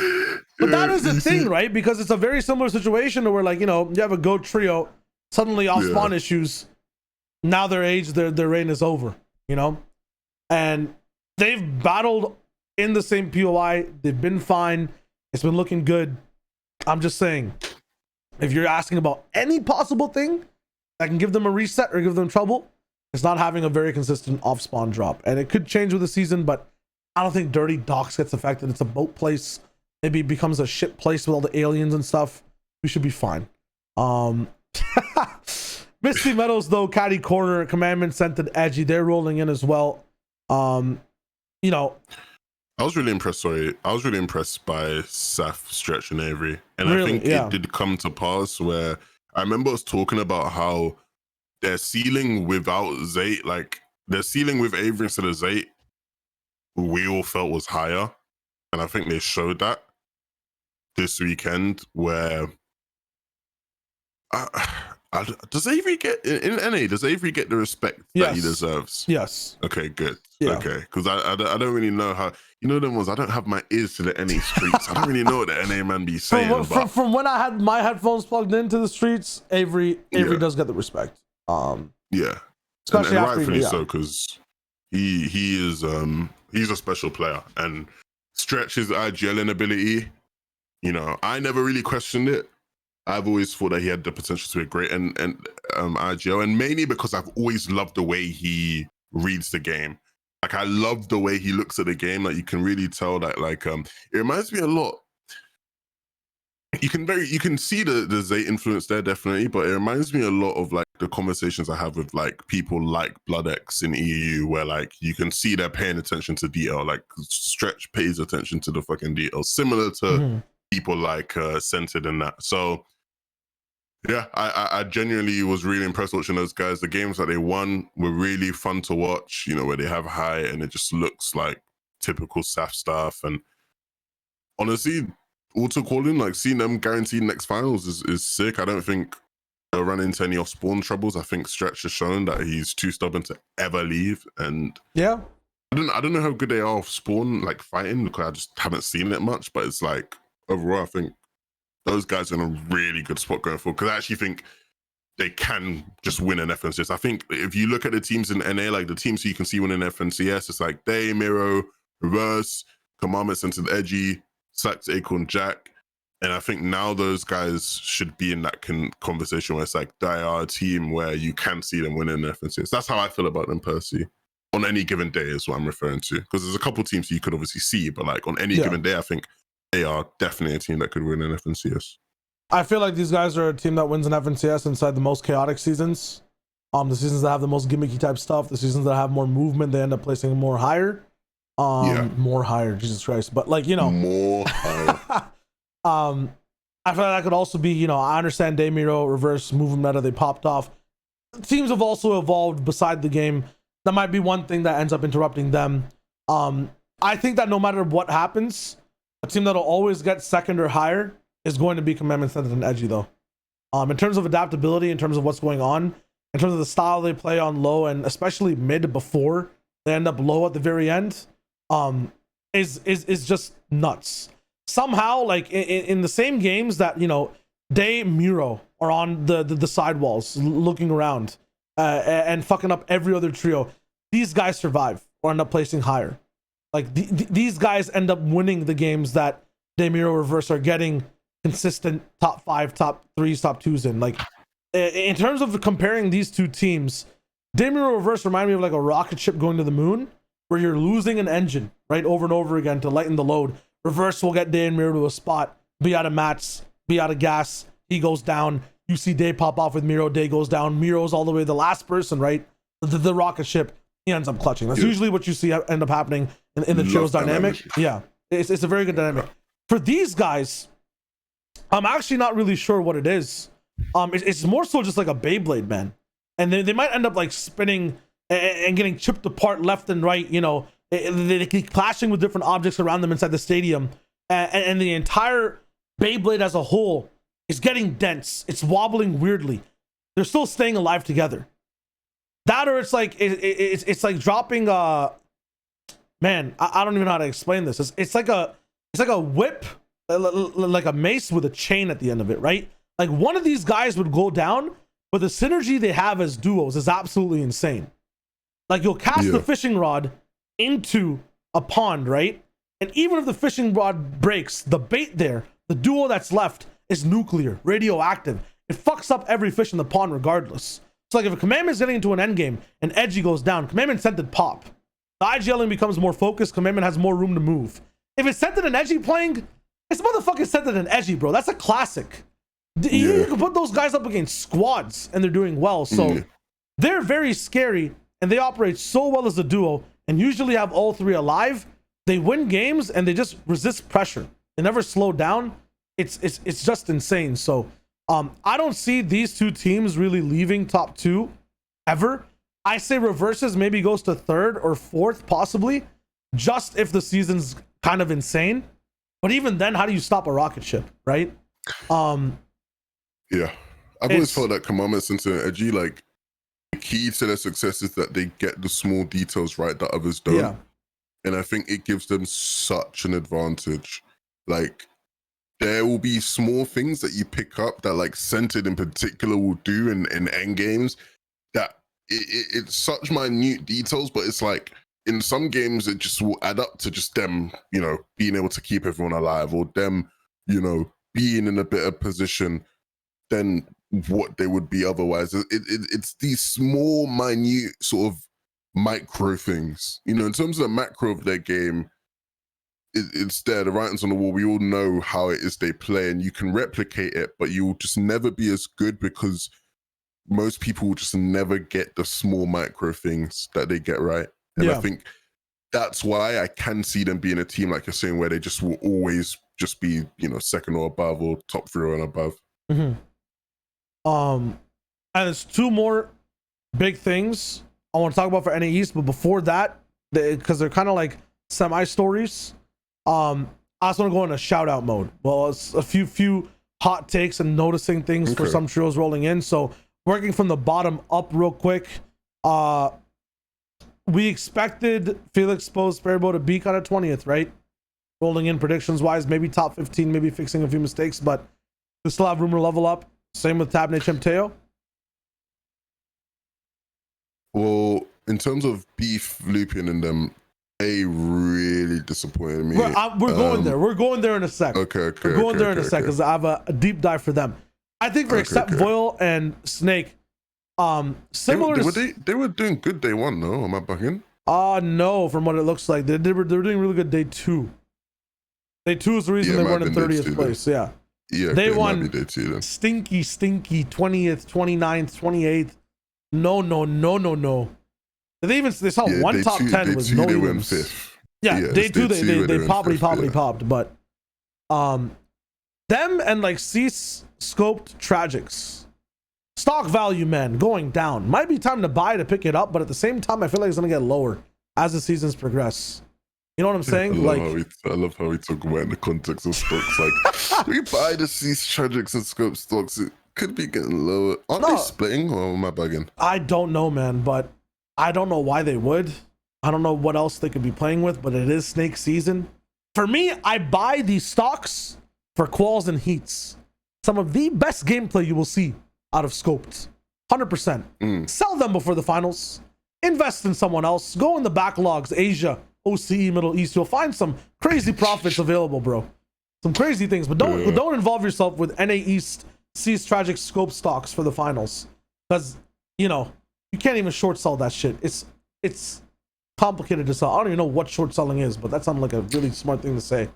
You sounded to me like you knew what you were talking about, and I didn't know what I was talking about. So you got me. You got me. Yeah. You got me. You can get away with a lot when Ballah's not here, man. It's kind of insane. It's kind of nice. Yeah. Maybe this should just be a regular thing. The last few things to mention for visiting this story. I feel like we talked about it so much. Gabe Tahi Sprite.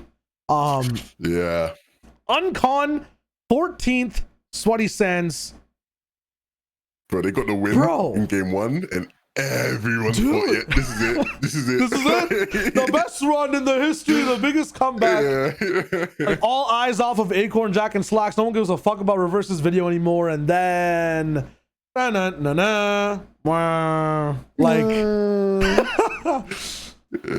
happened, man? They had a stinker. They had a stinker, and maybe that's what the result of not actually getting to play out or Sweaty all season long is. Do you know what I mean? Like, yeah. I don't know. I don't want to use it as an excuse per se, because it's like, in EU there were teams that were like that. Even in this lobby there were teams that were like that. But maybe it is just a matter of like, they've been griefed all season, and now they just don't have it, and it's like, oh shit, what do we do? It's not even that, because we saw when they even had Sweaty rolled out fast and needed more surge, they won. Yeah. The thing is, when you want to play height and have such an aviator in your game, it's not that possible. If you want to end up surviving somewhere near low ground, which you have to deal with Miro and Scented playing both, low and then mid low, like, I just don't feel like these guys have that much of an agency or identity in an end game with the top trios. I feel like that's where they're still slipping up, because the games that I see them win in heats, in quals, wherever else where they have a chance to make it off spawn, they're bullying other people. These top trios don't like getting bullied. They're taking away a lot more space than a normal trio gets on height or in mid ground or on low. But like in this lobby, you're not allowed to have that much retail to work off with. I'm not sure if they're going to get used to playing with smaller portion sizes moving through in FNCSs. But I think that's one of the reasons they can't really break past top 10. On day 2, I feel like they're also getting disrespected a little bit mid game. Like they just didn't know what to end up doing. A few fights lost out here and there. Surge strats lost out because, once again, you're moving off a Sweaty without a fight.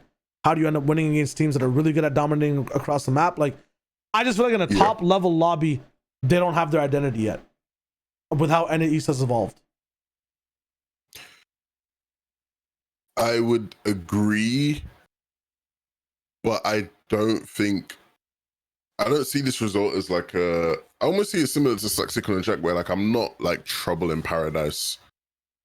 I don't look at them and think, this can't work. Maybe they should like try something new. I still would think, like, I still would expect, if they were to run it back, I think maybe it goes a bit better for them. I do agree they did like struggle with Surge in a couple of games, like it, rough rotates as well. But I think these are things that like I can see them working on. I don't know who calls, like who makes decisions on that tree. I'm not too sure, but I should know this, but I actually don't. It might be Tahi. I'm not entirely sure. I feel like I interviewed them about this. Yeah, really? But okay. Yeah, but it's fuck. I don't remember the big thing is like, I think I kind of overstepped there. I'm with you on this. Side by side with Toxic and Jack, same vibe. It's not over for them, and they have the hardest part of their game secured. Right? No one is touching these guys off spawn. If you do, you're stupid. If you do, you're stupid. I don't care if it's Saturn Sands next season, right? And it has 7 god chests, and you get to have Joe the alien with you who gives you aimbot. You're not fucking with them off spawn to get that shit. They will win. That's the end all be all. All they have to work on, you're right, is this end game shit, which is very workable. That's what the cups are for. That's what the scrims are for. That's what the call weeks are for. And they get to play them again. Yeah. If they fix that shit up, I'm actually scared. They could be really fucking good next season. Yeah, I think this is like the result before they have the pop off in like the documentary where they're like, yeah, and in that FNCS, it just things didn't work out, and like they're playing a highlight montage of them like all dying and shit during this competition. It's like, right. No. Literally, you know what I mean? I think these guys have the makings of a top trio, and that's not even in question. So it's now just about moving forward for them next season. Of course, next season is still a bit of an unknown, but we definitely don't expect them to end up in the same contestation shit they had this season. Yeah. And if that's the case, then they're gonna be a much better machine. You know, they're gonna be a well-oiled machine when they eventually get to finals, because they would have had time to figure out things with surge. Because look, I said this last episode, so many top teams out of Sweaty struggled with surge this season. So many top teams struggled with surge out of Sweaty this season. So it's not like we should look at this and be like, how did you not figure out surge out of Sweaty? Like, no, it took Tayson and them the second to last week of FNCS to figure it out. Yeah. It took, you know, the best OC team, or maybe they're not the best anymore, maybe you'd argue that, but you know, it took Jinx, Alec, and Worthy until the last qualifier week to figure out surge out of Sweaty. Do you know what I mean? Like, it took top teams from all sorts of regions a while to figure out surge, and you know, this is just another case of that. So hopefully next season, if it is still Sweaty Sands, you know, who knows what it'll be. Hey, 11 land. I'll give you $2,000 if it's 11. If 11 land is a POI, 11 land, I want 50 grand if it's 11 land. Okay, mine not. I gotta check that. You can afford it. You can afford it.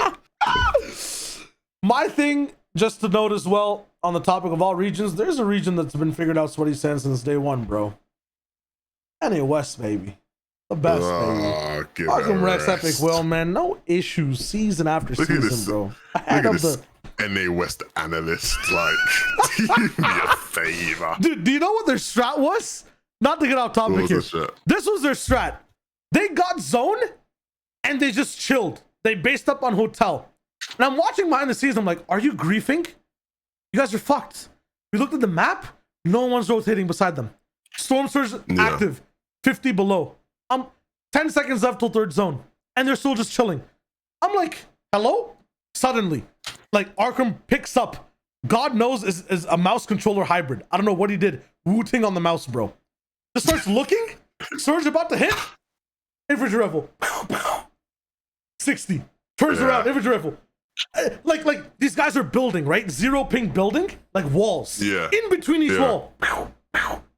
39, 39, 39. I'm like, what surge strat is this? This should not be allowed. Like, get him disqualified. You're teaching your region the wrong things because no one else is capable of doing that. I swear to God, Epic and Rex are like playing patty cake, bro. And Arkham is jumping from each box, 8 different trios. And these guys are like in Holly, in Coral. Like, it made no sense to me. The most insane, benign surge strat I've ever seen in my life. Gangrious. Like, it was... I don't know the words to describe this, man. Like, it just should not. Anyways, my bad. That reminds me of, like, you know, you hear them like OG NBA stories of like, one day Larry Bird, he came out and he was shooting on the sidelines and he was like, you know, guys, I'm gonna just shoot my left hand the whole game today. Shoot, so this, you know what I mean? Like, them guys are just like, you know what, lads, this finals, let's just like not get surged to like the last possible moments we have to get it, just for some fun. Like, what's gonna happen? We're gonna lose together. Never. You know what I mean? Like, they're just like, It was just the most crazy thing I've seen, but yeah, there's clearly some shit going on in Sweaty, bro. When you land there, your brain starts to fucking develop differently. That's all I'm saying. Not worse, not better, just differently. And people work at it at their own pace. That was your NAS segment, by the way. So, see you in another 4 months. Yeah, in 6 months, we'll have another NAS update. And it'll probably be the exact same thing. It'll probably be the exact same thing. Oh my God. I wanted to talk about Niddle as well. Oh God, I'm actually getting ahead. I lost the Niddle tweet, man. I lost the Niddle tweet. Basically, Niddle versus Lupien. You want to talk about Lupien. These guys rolled in. You know what they said on Twitter 11? Hold up. I'm gonna find it real quick. I gotta be able to find this. Lupien rolls in. This is the funny story. Very funny story. Disrespecting Niddle completely here. I got the tweet. Boom. He rolls in. Oh God, I got to be able to. Production. Oh Jesus Christ. Oh God. I've leaked the background. I wish there would be a ranking to choose drop spots in finals or something. Kind of sad I'm contested by randoms with arena points I've outplaced all season. Okay. Before we continue on this slide, let me show you the randoms, bro. Let me show you the randoms. Where are the randoms? Here are the randoms. Niddle, Casker, and G2 Smacked. The randoms contesting Lupien, bro. All right? So, the randoms ain't. There's randoms, bro. Who are the fuck are these guys? You know, random Andes. I thought I had it all together. Ladies and gentlemen, we got him. It's really changed like the weather. Oh my goodness, bro. We got him. Thing coming. All that matters is FNCS. They contest 12 out of 12 games, 32nd place, bro. 30. I mean, okay, you can't really see it properly here. I'm just doing the service this entire bit, but like they roll in stinker. Like absolute, bro. Absolute. Yeah. Because this team was they're a good team, man. Like I'm looking at their progression over time, playing from console, learning the game. Reminded me of me as a young lad, fit, chilling, my Waterloo apartment in my prime. Hold up, wait a minute. Okay. Allegedly in my prime. Allegedly in my prime, because we're clutching some crazy vow rounds nowadays. Okay, allegedly. But they're second win. I don't have it, man. I don't have it. Nah, you're fine. You're fine. You're fine. Okay. You're fine. At the end of the day, right? Like fine wine. This is a hen performance, bro. Enough people are not talking about this. 11th place off of contest retail row, and then up with this. That's kind of crazy. Yeah, nah, goated. It's funny because we saw in the EU, and then the EU way 50-50 in terms of like both teams just not doing too well. But yeah, definitely deserve more of their flowers, I think. Because look, like they have one game where, you know, because obviously these guys didn't end up winning anything or have like a crazy pop off. The 6 with 11, these double digits are insane, right? But if they just had one better situation in any of these games, they end up exactly where Hen is. They end up top 7, top 8. Well, I think that's the thing though, because the difference with this trio is that if you have this trio in isolation, I don't necessarily rate as like an amazing trio anyway, right? Because I mean, for multiple reasons, but it's like, but the thing is that obviously your Spawn, they were able to dominate like an amazing trio would. It's just that without them, like if they weren't contested, I wouldn't have predicted them necessarily to get any better result. Or like if they weren't contested, I wouldn't have seen this as like an underperformance. Yeah. Right. Okay, but at the same time, just check out, right? Because I agree with you on that. Like they're not like the trio, the talk of the town, so to speak, the first place coming in, or anyone we'd expect to even be in the top 5 conversation. The games they got to play, man. 3rd, 11 elims. 6th, 10 elims. Double digits.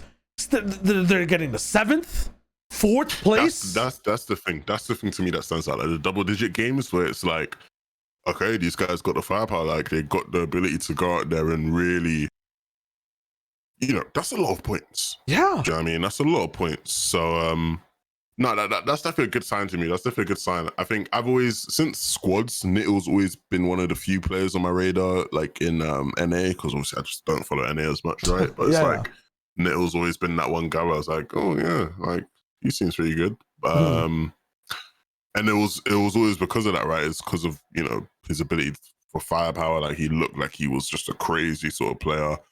And I think this trio has that sort of identity that is similar in a way, not necessarily of the same level of like Day, Mirror, and Reverse, but it's like they're gonna just go out and get a bunch of elims endgame and just pop off and just go crazy. So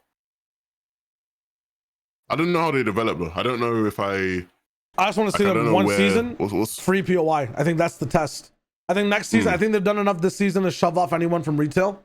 Like very similar to what happened in Craggy. Very similar to what happened in what else is there? Other people to Gabe taught you Sprite actually. I feel like that's basically what happened to these guys for retail. I think they'll be king so far in NA East. It'd be stupid for any new team to choose retail. Choose Caddy instead. Choose Alien, Anal Hole, whatever the fuck the next POI is gonna be called. I don't know what starts with A, man. Like, guys, just this is what's important. Shire for every other POI has gone, you know, Sweaty Sound be like bummy bumhole, but he specifically has just said retail, bro. Clearly it's staying in the game. Shire Wager League. He knows. He knows. He didn't say anything about retail. He knows. You know what the funny part is? Retail is the one POI that'll just never change, I feel like, ever. Yeah. Ever. Yeah. Like, dude, the world could be set ablaze. Like, Earth itself, outside of Fortnite, could be volcanoed. And somehow, somewhere in the world, there would be a retail row. I don't know how, but yeah. We'll see how they go. Big shout out Spam Still Carry Fatch. Mandems Canada holding it down. I was gonna say those are yours. They're actually my boys. I want them to do so well, but the issue with them is like they just have no agency early game. Like if they're big names, they might have got Misty uncontested. I doubt it though. But if they ever get a drop spot, you know, Canada's corner. Toronto turnstiles. Like, you know, could happen. They would own that shit. I would make sure. I would DQ other teams. I have the power, I think. I don't have the power. Bro, you have the power. I don't have the power. You have the power. Guys, it was a joke, remember guys. when, guys, if you guys follow Shy on Twitter, which you should, he tweeted like a notebook, right, that he had before FNTASIA. He had all his notes, right? I kid you guys not. If you go back, all of the zones for EU, day 1 and 2 were in that notebook. You can see on the page. It's hard to see, but you can see on the page. All the zones. I don't confirm or deny these allegations. I can neither confirm or deny. Just no. You don't want to pull up. You don't want to pull up to the boy. Wait a minute. What is going on here? I got potential for big haircuts, bro. Yo. It's a comb, bro. Yo. It's a comb. It's a comb. Hey, no, Shy, you can't be putting out butterfly life on the podcast. That's all I'm saying. That's all I'm saying. That's all I'm saying. What's going on here? Ow, Jesus Christ! I really shouldn't, bro. And that's why you don't bring out butterfly life on the podcast. Oh, all right. What else is the last thing to talk about? Mega Rocane dubs. I called them the clowned consistent trio because I feel like, me included, I toss so much disrespect on these boomers. These guys who've been here since day 1 and are still competing, still popping. And like, you know, they kind of just made me question all the doubts that I had, because clearly they kind of surpassed all that, you know, shit talk, and you guys are washed. How are you losing a Boogas trio in the middle of a Cash Cup 3v3? You guys look like drones, blah, blah, blah. 6th place. Yeah. Where are the haters now? Yeah, honestly, it's funny because it's like I was talking about the one trio that didn't sort of live up to Daymir and versus like shit talking. Like, this is it. Like, yeah, this is the one trio where it's like, okay, Reverse was right about everything except these guys. All right, and no, I'll give them their flowers. I thought they were finished. You know what I mean? I thought it was all over for Big Dubsy, and 6th place FNCS, not too shabby. Not too shabby. See, I don't even see it as a 6th. This is a top 3 performance in my eyes. Look, I like that. Why is that top 3? Look at the difference. 303 to 295. If anything goes differently in that last game, if a zone pulls a different way, if anything goes differently, they have the potential to get top 3. It's a top 3 performance. It's too close. I'm sorry, this is too close. I get they're 6th. They're 6th with a top 3 performance. I think I get what you're saying, but in terms of if you're looking at the narrative of the 2 days, it was a 3-headed race between the top 2 D-Gen ages and Skittles. Saffinham came in and made it like a 4 sort of man. The narrative never felt like Jamper's team or Mega's team was like in there to win it, and so.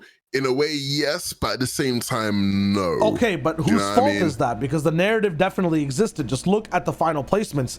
They needed to get, they got a 2nd place to get top 3 level. You understand? I'm not saying that you're calling out anyone. My hands are up, officer. I'm chilling too. You're doing the calling out. Not me. Listen. All I'm saying is I'll call it out. Why is that narrative not there? I'll call it out. Put it on me. Like, you know, look at this. 17th place holding it for DGen. Jamper, 18th place. For top 311, there definitely is a multi-horse race that's going down potentially to 9th, to 8th. Okay, not to 8th. Aspect came out of nowhere. Come on. Yeah. Wait. But look, okay, like at least for 6th up to 3rd, this is definitely a huge story that was missed then, if it's not a conversation. Look, I'm not saying that's not the case. I'm just saying that of the narrative that we had, that didn't exist there. And sometimes that happens, right? You look at EU. It happened too. Kiriachi's team, right? It happens with certain teams. So you know, at the end of the day, what we see is what we see, and it's what we go off of, right? And so we just didn't see enough of them during the day, like, fair enough. But with hindsight now, yeah, you could say that. That's what I'm saying. Like, I do get what you're saying. With hindsight, you can make it's like, oh crap, these guys are really in it somewhat till the end. And so am I looking at them and saying Dubs and Mega are back, let's go? No, I am. Does it mean that maybe they can get I'm not gonna do that. I think that's unfair to Rokin. I was gonna say, doesn't mean that maybe they can get a better third and, you know, maybe even get back to, like, come on, bro. That's I shouldn't do that. That was also in the back of my mind too, right? If we're talking about DGen situations, like Rokin will clearly be the one to get taken out. It's Awakening season.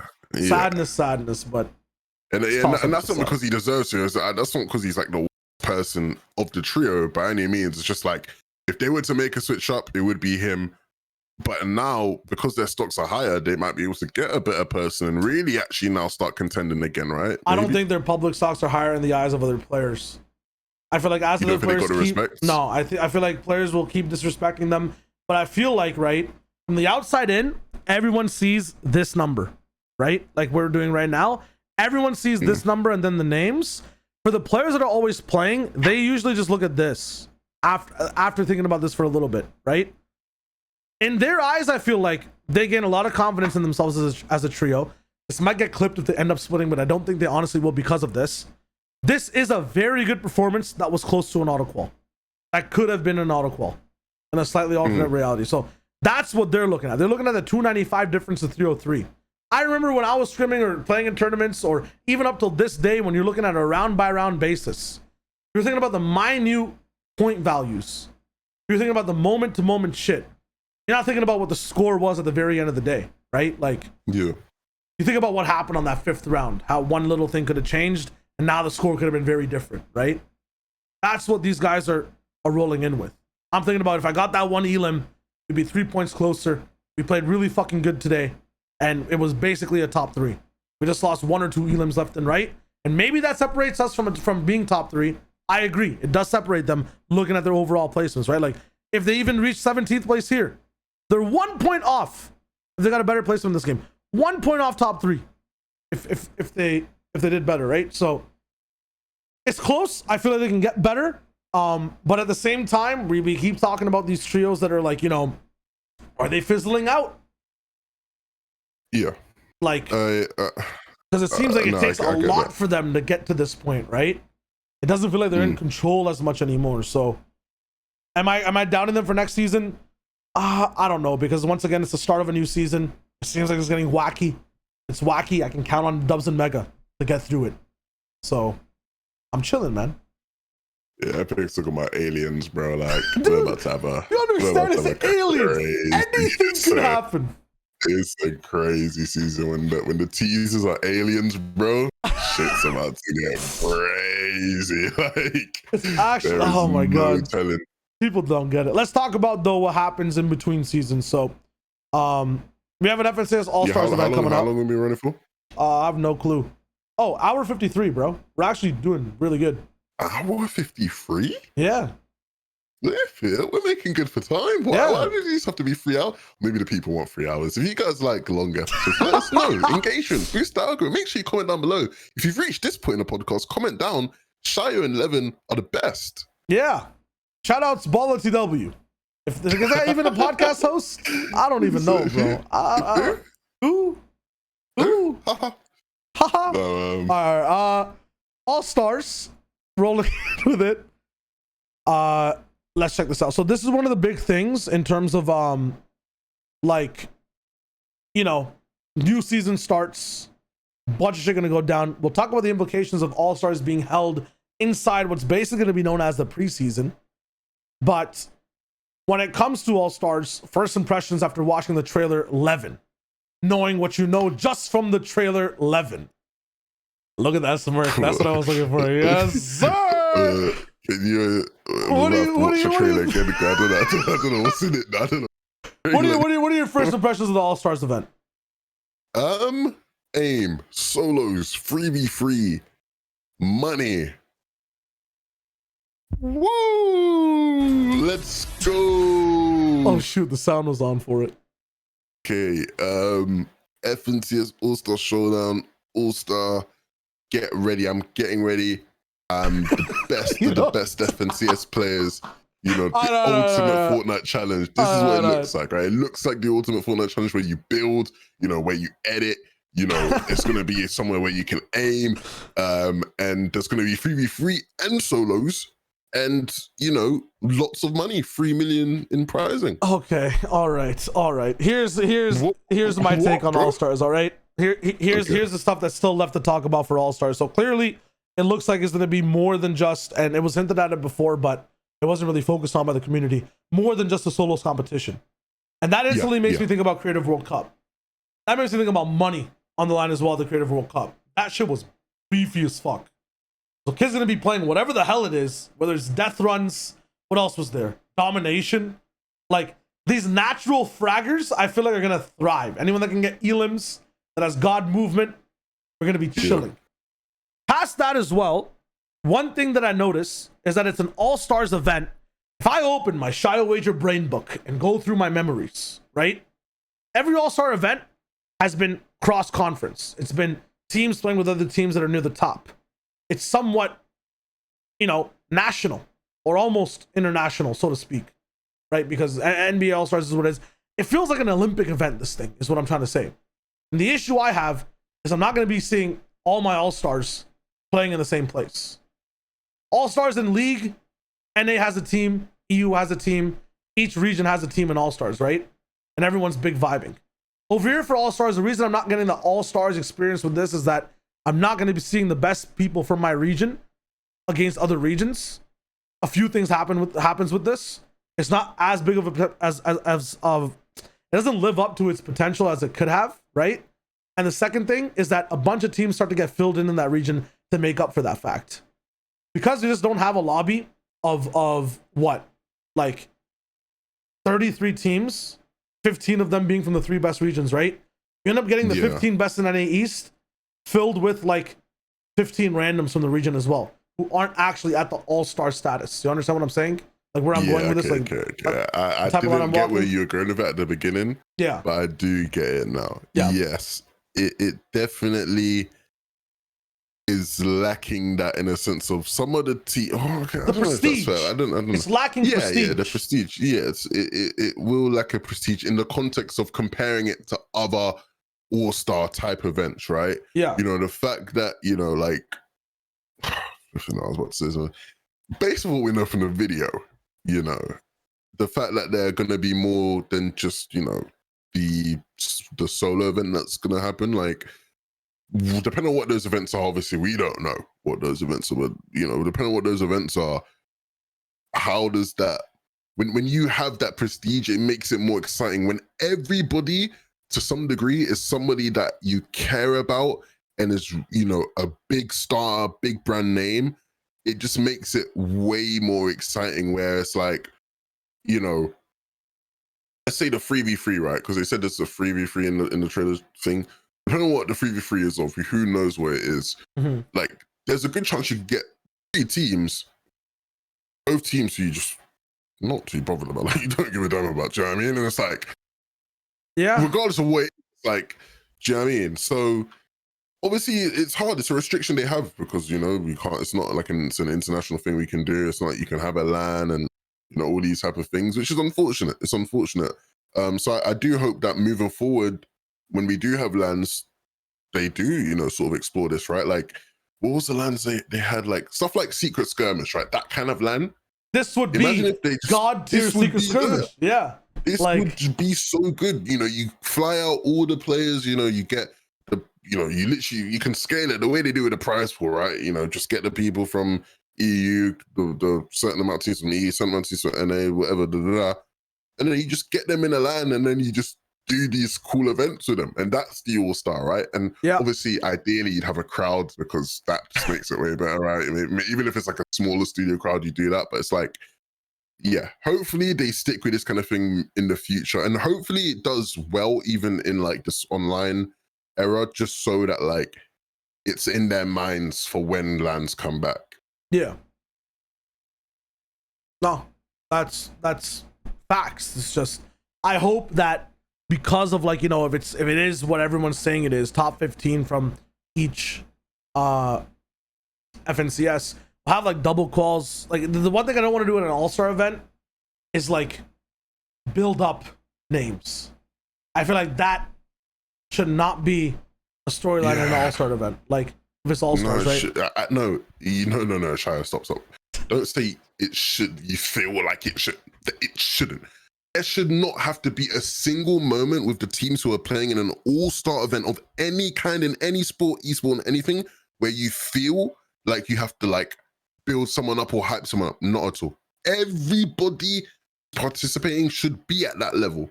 Do you know what I mean? Should be at that point where it's like, this is an all-star. Like we know who this is. We know coming up against This is do you know what I mean? So it should not feel that way at all. Yeah, true.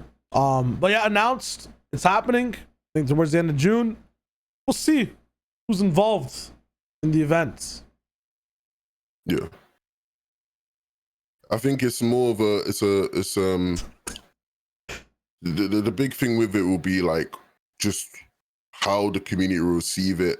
I'd love to see some content be done with it that makes it cooler. Like I feel like I don't know. I definitely feel like there's a big hole. Bala, I know Bala loves to talk about viewing experience and all these type of things, right? But like I'd love if there was just more done around this to make it feel like that sort of fun event, to make it feel more special than it just feeling like it's just like any old event. Do you know what I mean? Like, this is just any other event where stuff's happening, money's being handed out. Like, I want it to feel more like a cool occasion, right? And hopefully stuff's done so that it does get that vibe. Because, NBA All-Stars, for example, the NBA All-Star weekend, there's a feeling around it. There's an atmosphere around it. There's certain content and things that are done around it that make it feel like, well, it is just a special sort of celebration of basketball, celebration of the NBA season to that point. And hopefully we get that out of this as well. Yeah, 100%. We'll see. We'll see how it goes. It's all about making it happen first, and then we'll react to it. Past that, busy pulling up one tweet at the moment because you mentioned LANs, so I want to get it out of the way now, and ending it on that topic might just seem a little bit hard depressing, but here's the tweet. Boom, boom, F11, boom. There we go. We can't actually read this, but screw it. I'll just put it over here.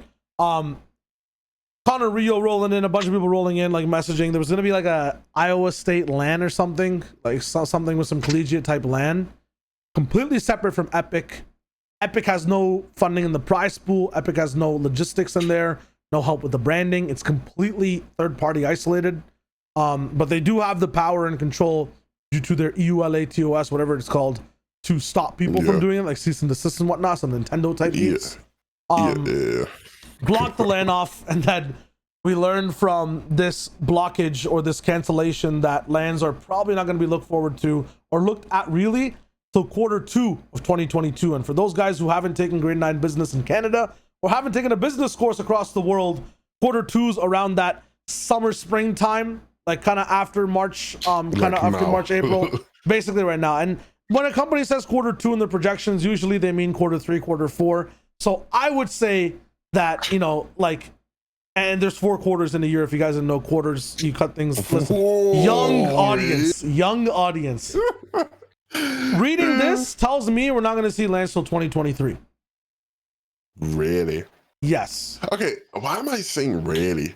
We knew this shit. I don't know. Somebody has to call me up on it, or maybe like this is another 11 exclusive info, bro. You stop thinking everything, but like I swear we knew this from like last year. Like, didn't they literally say in a blog post like, because of the COVID situation, there will be no World Cup next year, and we're not gonna look to explore any lands until like. And things still like, fizzle out, yes, but so in my mind as well, I knew nothing without even an announcement would happen in 2020. I was expecting absolutely nothing to happen in 2021. Maybe some experimentation towards the end of the year, but that's if things looked better. They ended up not looking better, right? So it's pretty obvious even without that World Cup announcement. What hurts me the most is that it just looks like now, even though I knew it in my mind still, and I was prepped to not see anything till 2024, 2025, right? To get an official statement to say, that's where my mind is, right? But to see it with my eyes that 2022 basically won't be a year either. That shit hurts, right? I know everyone's also thinking it. You're thinking it too. The reason you say really, Levin, is because it's something tangible we can see now. That shit. Stuff might not happen in 2022 at all. Look, the reality around Fortnite and the reality around gaming in competitive as a whole. Pardon me. The best moments come from LANs. If you go back and watch any of these, sentimental videos that people at Beehive and other people in the community will make, and it's like ding ding ding ding ding ding, that song, that song, right? Like they start playing that song, like bro, all of that shit is from LANs. LANs just make everything just better. All the problems in Fortnite are solved by LANs. And I really would hope, and I think the reason why there was a bit more of a community uproar is because a lot of people in our community, it's crazy to think, right? Because I didn't realize people in Fortnite were like aware of other esports and like other communities. I think they just do it selectively, right? Counter-Strike has a players association, so we should have Counter-Strike have Overwatch have this, so we should have this. Apex has Reconnect, so where's our Reconnect? Yeah, like the fucking community is so selective when they choose to acknowledge shit in other games, right? But this is, I think, is another case of that where it's like Valorant just had a LAN last month. There's going to be LANs for other games. Riot are doing this. Activision are going to start bringing CDL back in a couple months. And it's like, Epic, why no LANs? Do you know what I mean? And so I think that's why there was a bit more of an uproar. Mm-hmm. I would hope, once again, I'd hope that this changes. I'd hope that, because like, I'd be fine. If like at the start of Q2 next year there was a LAN, I think that'd be fine. It's just, I sort of agree with you where it's like, I could see that just dragging out longer. Do you know what I mean? Like, I could see us just not getting a LAN back in Q2. Like, think about the logistics, right? Like, if you're planning a LAN, you plan now, yeah. And if they're looking at Q2, hey, are things safe? That means they're probably planning around Q1, Q2, which means due to the planning and how long it takes for an actual good LAN to happen, something international or even national, it would take them an extra few months. It would take them Q3, Q4. Considering the size of Fortnite as well, right? 100%. People will be like, oh, well, Iceland, they did Iceland in a couple months. Like, they did that from Q1 to Q2. Yeah, but like, they didn't have any talent in Iceland. They had 10 teams, which is like, 50 people, 50 players. They had one host. They had like, a couple. The interviewer had a mask on. You saw the way they were all set up. And let me say this as well, right? You kids don't know logistics. Even if Worlds has 16 teams and they have a coach on every team and it adds up to 100 people, and then you say, and a Fortnite lobby has 100 people, so it's equivalent. It's not. On stage, there's 2 teams at a time. Other teams not even in the venue while their matches are going on, especially for what happened in Iceland. The only 2 teams who were there to play the day drove there in the morning, right? Past that as well, they sent the teams home after they were done their run. They didn't get to stay for all of Iceland, right? That's another big thing for safety. And the last thing is for Fortnite, man. I was there on site World Cup. That shit is not possible to social distance but the amount of logistics that are needed, the people that are needed to set up the whole thing, Yeah. to be able to police the whole thing. Imagine in trying to COVID. social distance 100 people in the fucking. No, like, you're gonna have to that could be fucking put them possible. in- That's possible. You're gonna have to put them in some massive shit though. 100% is possible to social distance a player. It's not feasible, first of all, to do that financially. It's possible. But then Yeah. the staff that's required to keep tabs on players and to move back and forth, Nah, bro, it's like, impossible, bro. It's absolutely impossible to social distance that thing for a battle royale. Yeah. I'm sorry. For the 100 players, even 60, 50 on, even 40 players, like, it's just not possible, my man. Like, it's like be really everyone would difficult. catch like a new variant, like fucking, you know, Fortnite hybrid alien COVID. It'd be fucked. Like, it's just, Bro, yeah. Like- Because if in international and they're getting people from OC, Asia, Europe, South America. in we're real gonna life, fucking you would be create feeling the sweaty, fucking- you'd be feeling sandy, and you'd have surge problems, if you know what I'm talking about. It'd be fucked. Yeah. It'd be I want fucked. to cast a land, but that's not a land I'm telling. You don't want to be feeling, you'd have to contest some yeah. shit, man. That's all I'm, oh Jesus, that's all I'm, oh God, okay, Yo, let me, force of habits, I fucked it. Okay, we're No, but yeah, like we're not like that because people. The thing is, like people always like, "Oh, you guys are freaking apologists just because you're on the broadcast." But like, no, genuinely, like you think, look at the logistics of it. Like, it is much harder, and this is why I wish Barlow was here because at least Barlow can be like, "Well, I'm not," and then he can like give that take and people listen. But it's like, for real, that shit is that shit. that shit is much harder than you guys actually think it is. So. Yeah, like honestly, I want them to do it right. I don't want them to come back and do some half-hearted shit. I want them to come back and bring the best LAN we've ever had in Fortnite, where there's a crowd, all the best players are there, wrestling intros, all the best talent. You know, booyaka, sick booyaka. shit. Like I want the fucking 619. yeah, like some good shit. Yeah. And It'll for happen, the good man. shit, we might have to wait. 10 but more hopefully, yeah. Wait, no, not 10 years. Fuck, I went on autopilot. I went on autopilot there for a second. No, not 10 years. No. Okay. Next year, hopefully. Next year, hopefully. I wish I knew the days before. If they're not gonna do it existed. hopefully, okay, look, hopefully, yeah. You know, okay, if Epic aren't gonna do a LAN, hopefully they will like allow like like a little dream hack or something in quarter 2. Do you know what I mean?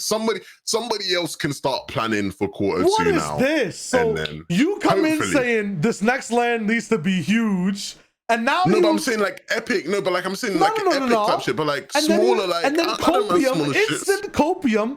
But hopefully DreamHack has one, and maybe other TO has one, maybe. But I'm saying, but those ones are different because those ones. But you can't don't go to. No, you're saying you want it to be big, but maybe the third party can have their little one. I'm saying Epic. Yeah, but that's what I'm saying. I want Epic to come back with a bang. But like, I don't care if some meaty TO decides to hold it. Like, sure. Like, no. All right. But even then, for them, it'd be even more difficult. So yeah. I just want to land. I just want to land, man. Just stop. Why are you applying pressure to me, man? You know I want to. That's all I want. That's all I care about, man. I usually divide the pressure evenly between two parties, but you're holding a lot of it today. You know what I'm saying? It all has to go on your shoulders, so it is what it is. Bahamas or some shit, bro. Like, this guy's in fucking... This guy's got his toes in the sand, bro. He's on the beach. Like... He's actually on the beach. No chests. All right. Let's talking about updates, right? We're talking about LANs in the future. Let's talk about some shit we actually know about, right? Since I have a competitive update, and damn, that frames in really fucking nice. It's like they're kind of formatting it for the FNTASIA boxes. Interesting. Okay, let's check it out. Levin, have you got to read this? Yeah, I did earlier, but honestly, obviously we're gonna go through this because it's a podcast. That's what we do. But like, there's nothing in this really for me that was too surprising. I expected most of this, and so as we get to it, obviously I'll discuss what I thought I was expecting. But let's go through it. Let's roll. Okay, so far we got the young all-star, and I actually didn't get to read this. I skimmed through this, but we now have skill challenges. So basically I would say, like, edit courses, maybe aim courses over here. But past that, this seems like a solo type thing. there is a non-BR team competition. That must be the 3v3. That must be the 3v3. I don't know what that's gonna entail, if it's zone wars, if it's something else, but that'll be interesting. Solo BR tournament will be there to cap the event, so I guess another Sunday dope beat. Nothing else matters but Sunday. That'll be nice. And not every spot in the All-Star Showdown has been filled. How are they gonna fill it? Little Shy Wager Cup happening soon. Imagine? Nah. Just invite Mongrel and Benji, please. Yeah, man, because I think they understand too that, you know, some All-Stars, like, All-Stars are eternal, bro. They might not be playing the last two FNTASIAs properly. Imagine they made this shit fucking fan voted. Holy shit. I'm hard. That'd be insane, bro. Imagine they do a Twitter poll. Mongrel, Benji, like who gets the invite and shit like that, bro. That'd be fucking sick. I think Benji is already in it because the last FNTASIA finals anyway, by the way. But like, I'm just saying, like, yeah, that'd be nuts. Like, how do you not know? You're an ENS. You don't even know that Benji's already qualified, bro. Like, what are you talking? You don't even know. How are you even on the broadcast, bro? Dude, come on, man. It's funny because that's actually what's going on in his head as he said Benji. Bro, like, Jesus, man. They're living in our heads rent-free, Levin. Rent-free. They are. We're going to charge them, bro. Subscribe right now. Pay your rent. Pay your rent. Like, comment, share with your mom. Please. Pay your rent. Starving. I need to eat, man. Fortnite Arena reset. Another season, another issue with arena points, another issue for motivation. Blah blah blah. Yeah. Do you know what it tells me? For all the people that were complaining, they must not have seen a drop in people playing, right? Yeah. Like if they saw a significant drop in people like playing arena, then maybe they would have been like, okay, maybe this isn't good because, you know, people just aren't playing anymore. But I'd assume they would have looked at the numbers and been like, yeah, all these kids crying on Twitter, but you're all still playing. And so just come back next season. Do you know what I mean? Like, that's what I'd assume it is. And maybe if there is a drop, then next season, the season after next season, there'll be a change. But here's my issue, though. What? Here's my mainline issue of the day. During this time, core arena modes will take in everything the new season has to offer, and we'll be monitoring how new items and features translate to competitive games where any adjustments are even made. So, I know historically, nades get introduced as something new. Suddenly, nades are in arena for 2 weeks, being valued. Bro, there's some shit in this game that we know. I might break my setup going a little bit harder, but that we fucking know. All right? I right-clicked by accident. We understand that some shit doesn't work. I just hope and I pray, Bismillah ar-Rahman ar-Rahim, Allah, please. Like, just get the bullshit out of arena. Like the nades, the other, the stuff that we just, you know, like a boom bow that does 700 damage. Get rid of it, bro, no, but like, you know, it's just saying new things the season has to offer. I just hope it's a lot of the old shit. Like if they bring a variant of C4 back, right? Just don't put that shit in arena. Like let's evolve. Because I see discussions like it's just, it's 2 weeks of why is this shit in the game? Take that shit out. No, man, but the thing is sometimes they don't, and then it just ruins it. It ruins the whole season, right? No, I'd rather eat an ice cream bucket like with shit at the bottom of it, like feces, like diarrhea, right? Tune in with me here for a second. If I found out the diarrhea was at the bottom, I would have still enjoyed that entire bucket and then thrown up, right? If there's an issue at the end of the season, right? At least the whole season had momentum and it was rolling right. Now, if that diarrhea is on top of my cone and I start out that way, 11, if I'm eating shit, if I'm eating these arena changes, my entire experience is ruined. No matter how scrumptious the bottom of the tube is. You see what I'm saying, bro? Yeah. You see what I'm saying? Okay. I hear you. Yeah. They've taken the shit out the past 2 seasons. There's been shit in, man. There's been shit in. There's been problematic shit in. The fucking, what are those fish? The fucking, the goober fish. No, the goober ones.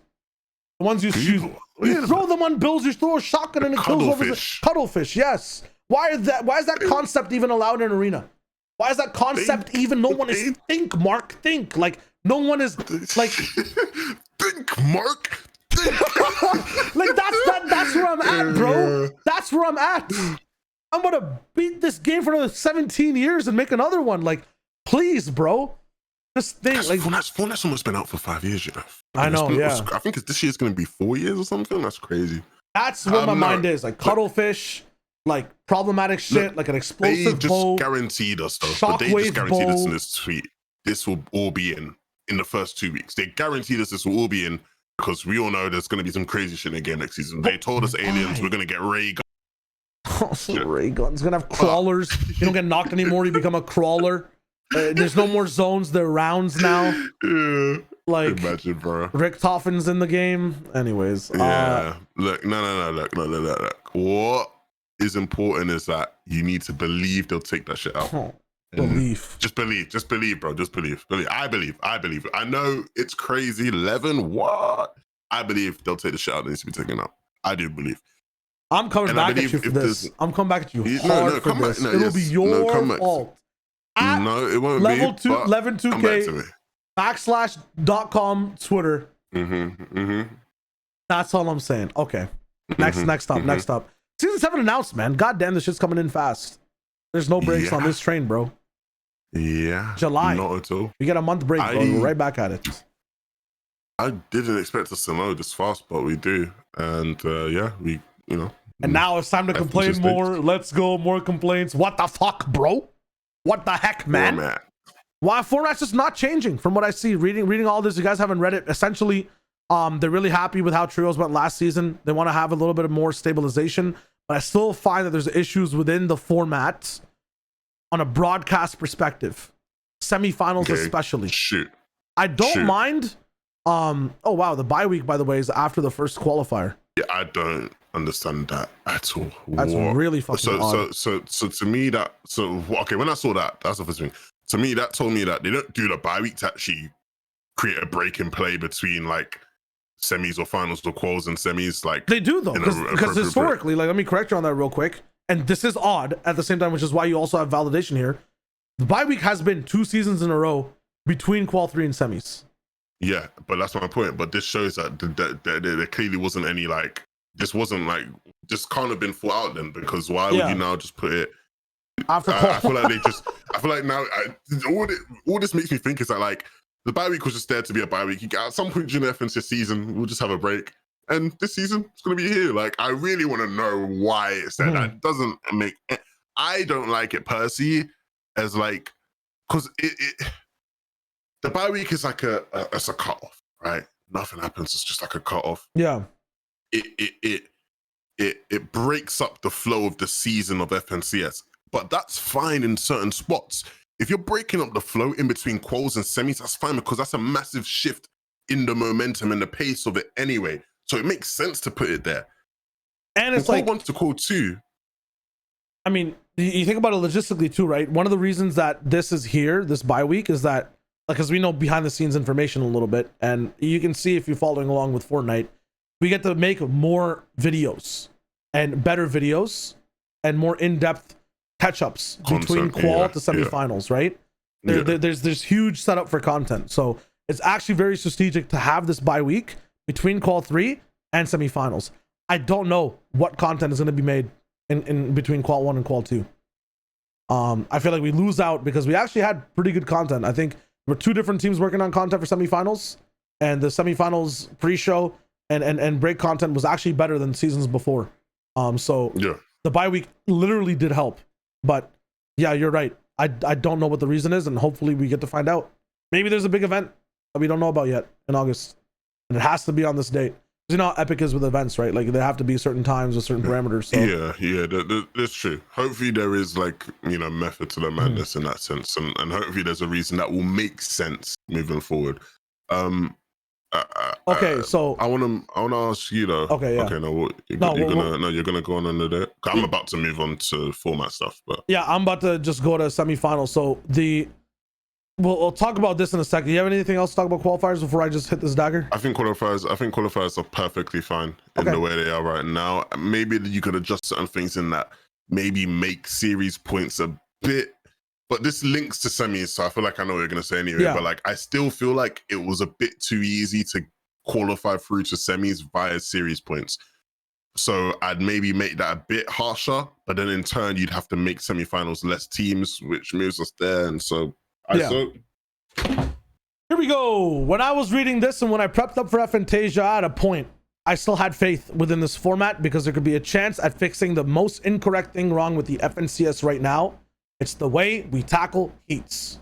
Heats are unwatchable and one of the most important moments of each FNCS to see which teams actually fix their mistakes, rise towards the top, and possibly one of the most important story beats inside a team's run in the FNCS. I saw semifinals. I saw they liked all the quals, so I assumed, not looking at these dates, that there's still room for improvement in watching the heats. What I see right now is August 28th, 1 day for these heats to happen still. I see 3 qual weeks. I see top 3. I see no changes to how many heats there are in general. If I go read semifinals, yeah, high stakes, top keep 6. the same format. Top 6 or top 17 for reboot. Yep, that's the same thing. So this is not the issue, man. The stakes aren't the issue. It's the viewer experience. It's the storytelling experience. We are once again stacking heats on top of each other. We're skipping watching heats. And I assume the broadcast will only broadcast 1 heat now from each region while the other region's heat is going on. I didn't even realize, Levin, while we were casting heat, what was it, 2 for EU? Heat 1 for NA East was going on. Heat 1 for NA East was going on. Yeah. That's crazy. You would not put the NA East finals on top of EU's finals. So why are you putting heats on top of heats? If we have the ability, just have them over different days. Watch all the heats. We should just cancel this bye week and have a heat weekend. It's not complicated. And have reboot round on a different day. Or just start semifinals on Friday. Watch at least 2 of the heats. I find this ridiculous.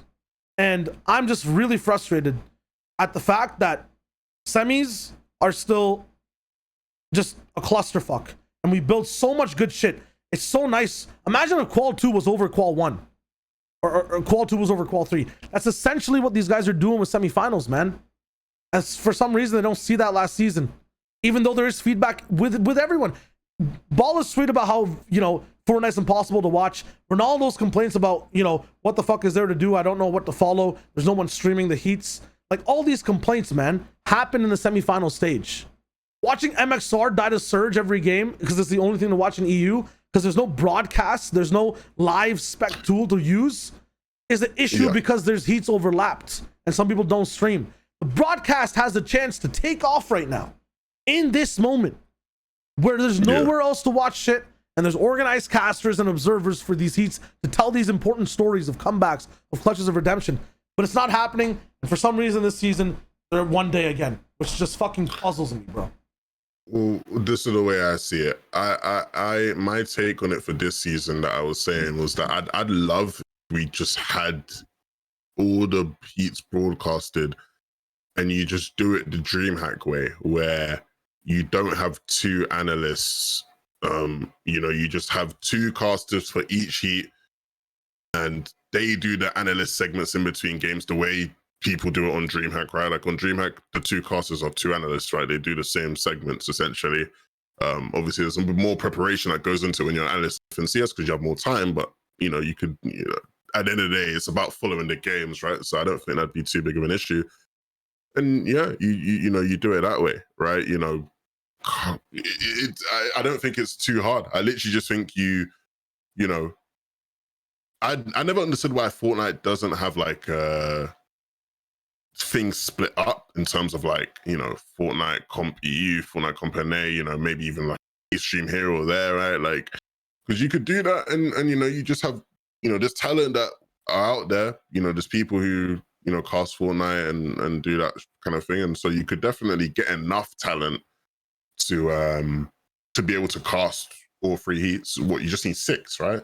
Yeah, there's already 4 on each broadcast, right? So yeah, just the 4 that you already have on the broadcast, those 4 would cast. Then you just need 2 more for each region, which is very doable, I think.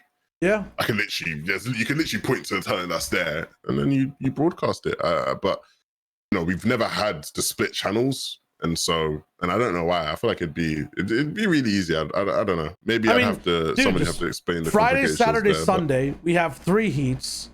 EU, NA East, NA West, day 1. EU, NA East, NA West, day 2. EU, NA East, NA West, day 3. You have a whole weekend of heats. And then you don't even need different channels for that. You literally could do all of that on just the one channel. Literally. As long as you just it could fit in this format. And like, if reboot rounds are the issue, just have a special Thursday where we broadcast, or fit it in anywhere else where we have like this weird bye week. Just don't have the bye week. Like, I don't know what it's for, honestly. Maybe it's the console cup. Like, I'm just. Oh yeah, what is the day of the console cup? Well, I guess we'll get to that. But reboot rounds are the same, and then finals are basically the same. No, they are the same. They are not basically. They are the same. Yeah. Finals are the same. I thought the reboot round 3 game edition was sick. Once again, I'm just like hard passionate about semifinals.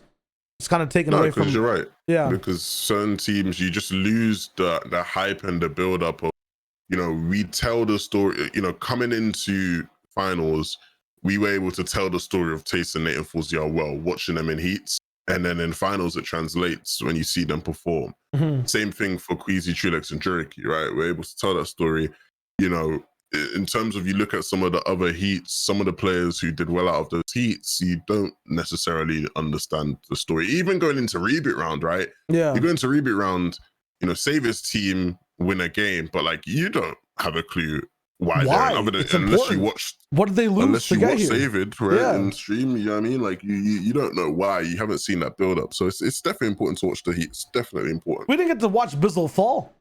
We didn't get to see Sprite have freedom. We got to see his clutch. But imagine how much better that would have been after seeing him struggle and suffer and qual for reboot. Right? Like, yeah. Anyways, this needs to be fixed. I don't think I can handle, like, after this season, the end of the year having this as well.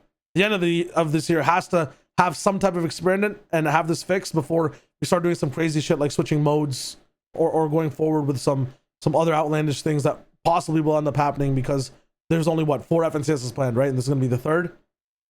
Yeah, this is the 3rd. It's one more this year. Bloody hell, they're going quick. They're going fast. And now let's talk about prize pool in a sec, but auto qual for the finals. It's basically the same. They just made it now that you can play qualifiers and stick to. So you can play qualifiers now if you're a team that auto quals, but you just have to submit a disband form as if you've split up. But then you play with each other. So everything's the same. It's just now they made it clearer that a team that does auto qual, like, so you know how we're saying we're worried about like maybe like a Refs Guard and Savage, or maybe they want to play qualifiers again. Now they can and stick together, right? So that was always the case, I'm pretty sure. But it's no just team should do that. No, you don't do it. But it's like, for the crybabies who are like, we have nothing to do. I can't take this anymore. Now you can do something about it, huh? This was possible. Who's stopping you? This was possible last season too. I just don't think it was included with the poster. Maybe it was. No. This was possible, but I don't think people were aware that it was possible. Let's talk prize pool, bro, because this is kind of crazy. This is shaping up the future for Fortnite. EU. Actually, let's structure it this way. Let me structure it this way. So the narratives I had with this, and like sometimes, mans will get pissed that I made a big deal out of it because, or like whatever. Explain this. Set up all I'll set it up. So my storyline of all time is for prize pools and cross-regional combat. It's always been Brazil versus NA West as to who deserves more, and NA East versus EU. What is the better region? What's the bigger region?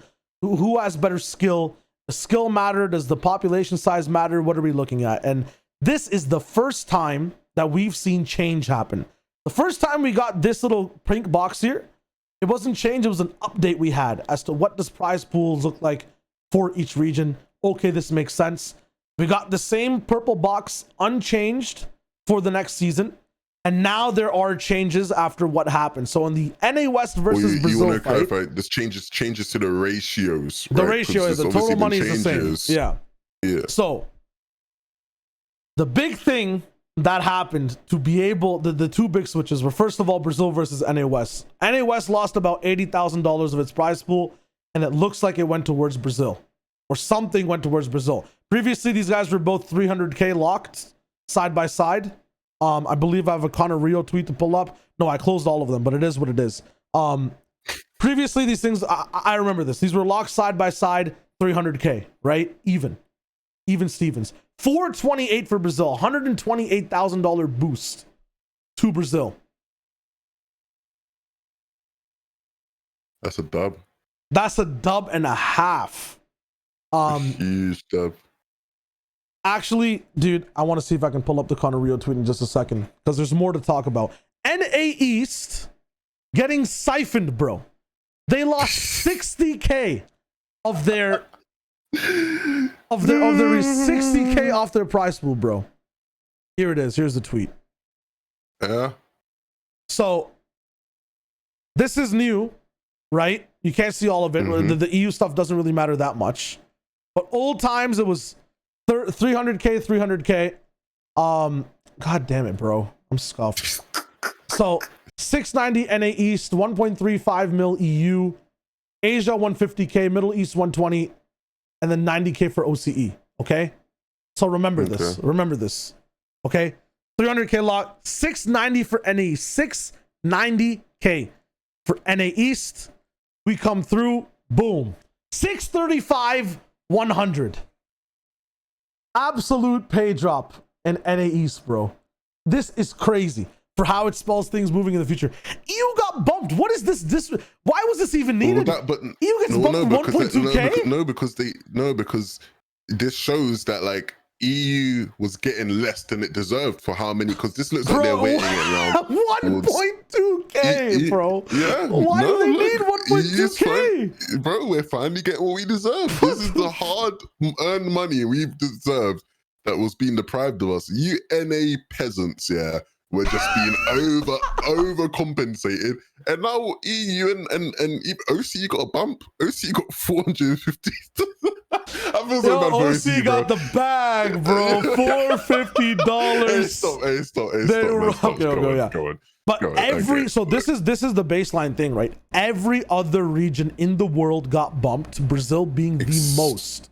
Brazil being an absolute powerhouse now. I would say by next year 11, they might be higher than NA East. We know they have more players. I think they have more eyes. Oh, well, that's the thing to me, Shai. I never understood, because I always assumed that Epic were doing the whole ratio thing in terms of how they distributed it. But we've known for a long time now that Brazil has the second most players of any region. And it's been that way for a while. And I also do agree. I think there's a good chance they might have more eyes as well, because I know they have the Brazil broadcast. I know the content creators there are massive. You know, I actually would have expected Brazil to be on more of an even playing field to NA. And genuinely no troll or anything either, but like I genuinely did think like Brazil would have way more, just because it's like, think about the second most players, a lot of viewers still. It was like, think about the foundations, right? The place that had more players and the place that had more eyes in the beginning compared to every region was NA East. Tifu, Ninja, Chap, Emad, Myth. Or not Emad, Myth, right? Like the people rolling in that were big poppin', made the name up for NA East. The skill wasn't NA East. That legacy lingers over time, especially till today as well. Honestly speaking, like the only thing that's holding NA East up right now is the skill barrier. I feel like Brazil still doesn't have the skill warranted to be all the way up top as a region entirely. They have pocket trios. Skill or depth in tactic and understanding. Because skill, they have the skill. That's what I'm talking about, though. That's what I'm talking about. Like in terms of like if you put a LAN up. Are you talking about the level of play? The level of play, yes. NA East still has a higher level than some of these international regions. I'm saying these tier 2 NA East teams would be tier 1 in other regions rolling in. That's what I'm trying to say. Okay. Now, whether that's true or not is up for debate, but that's how I see NA East still having a holding, right? Inside these other, comparatively to these other regions. The matter of the fact is, though, Epic clearly sees and the community clearly sees that this gap is closing. The thing that hurts the most and should have happened a long time ago is NA West losing his prize pool by 80K. They lost the war against Brazil, right? And now $80,000. Yeah, and now the question for a lot of NA West players is, yo, should we be looking at moving to NA East to try to compete there? Should we be looking at, you know, a funny joke from like I think it was Rex or Arkram. yo, am I moving to Brazil? Like, obviously they're not. They're going to be getting a little bit less of the bag as well, but they're going to be winning in NA West.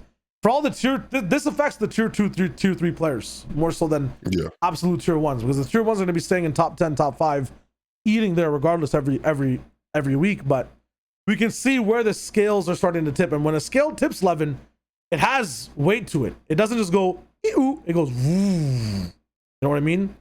It sounds weird if you're listening on audio, but like there's momentum that comes with this. There's no way that suddenly next season NA West gets a bump in its prize pool, right? I only see these trends going upwards and downwards more so and more so. So, well, that's the thing, is that I do think okay, well, this is the only part of the blog post I didn't read, so hopefully, what does it say? Did they say why they've done this?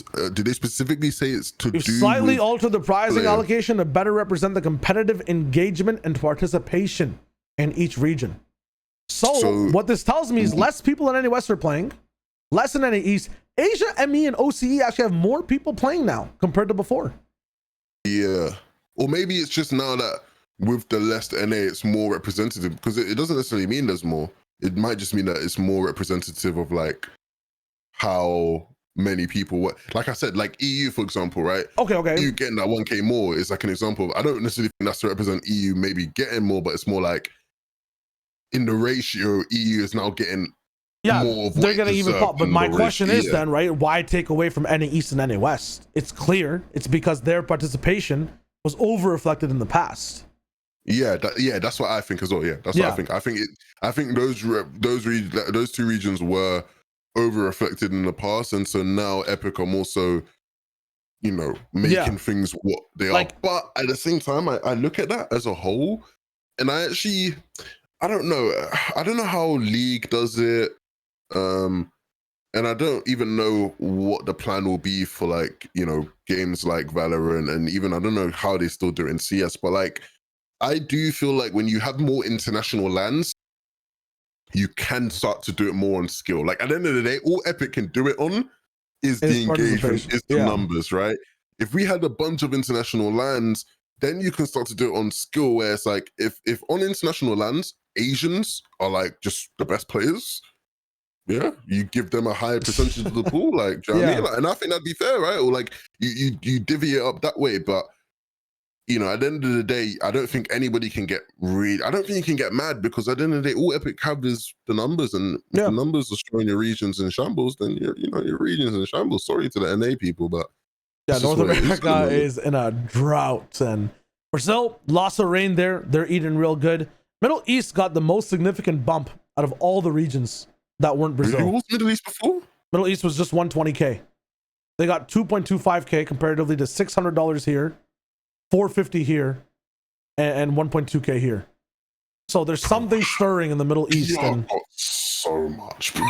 Brazil literally took the bag, bro. And you can see it in the numbers, man. You can see it in the numbers on streams and stuff. But yeah, I mean, I think there's going to be another change coming in season 8. I really wish Fortnite stayed big in Asia and it didn't have all the problems it had. Like, imagine the flipping, bro, like, when we were talking about it the other day, bro, but like, fucking PUBG mobile event, 1.3, no, it was like 1.8 million concurrent viewers on YouTube. Like, Barlow's talking about like some game I've never heard of at all, right? But it's massive in Asia. They had 5.5 million concurrent viewers, some shit on YouTube, like some crazy stuff. Like, I really wish Fortnite was bigger in Asia. Yeah, man. Yeah, but we'll see how it rolls, and it still has chances to improve and grow. Clearly, with the price bump in Asia, or the prize pool bump in Asia, there are more people playing, which is sick. 4 or 5 years we're talking about down the line of this game being released, so only up from here for everyone else but North America. Poggers. We'll just win the next World Cup again. We'll just, win the next solo World Cup. The one that matters. We'll win that one again. We'll get the prizes back. We're chilling. But you're gonna win next World Cup, and Booger's gonna have to fucking you know, go work in Walmart or some shit. Man. It's all over. It's all over. Oh, I'm just thinking of Savage versus Booger. Crayo. Okay, we're done. Cash Cups, other competitive offerings, yada yada you. Cash Cup extras are back. Trail Cash Cups are back. DreamHack Opens are back in August. Yeah. I saw DreamHack made that tweet right. Like DreamHack dropped that tweet right after this tweet. So it was like the admin was there waiting to press send. So. Oh yeah, I saw this. Slow clap. Friday night bragging rights are gone. I can turn my noties on for Fortnite competitive again. Let's go. Woo. Let's go. Haven't settled on a weekly replacement yet. However, do planning additional tournaments on Friday nights and one from another. Dude, I liked Friday night bragging rights in terms of like there being a tournament for people to play. I just feel like the execution of this was just so off. Like, you could just shout out one region's winners here and there. The amount of like nonsensical, you get no engagement or attention for this for winning this. Like the prize was just. I remember the Destiny Jesus like asked the guy from EU who won it like the first week how many followers he got, and he was like 17 or some shit. Like, it was something like you getting like 30 followers. It's rough scenes, but no, it's gonna be something better coming in. That's what I'm more hyped for than it actually getting removed, because I think we do need something for those. Do you know what they need to bring back for next season that they didn't mention in this, which sad? What? Wait, I mean, I'm trying to see if maybe they put it there and I didn't. Console cups, physical events, other offerings. No. Say daily duo cups and I'm gonna like lose my mind. No, shut the fuck up. Thank you. Why am I talking about duo cups?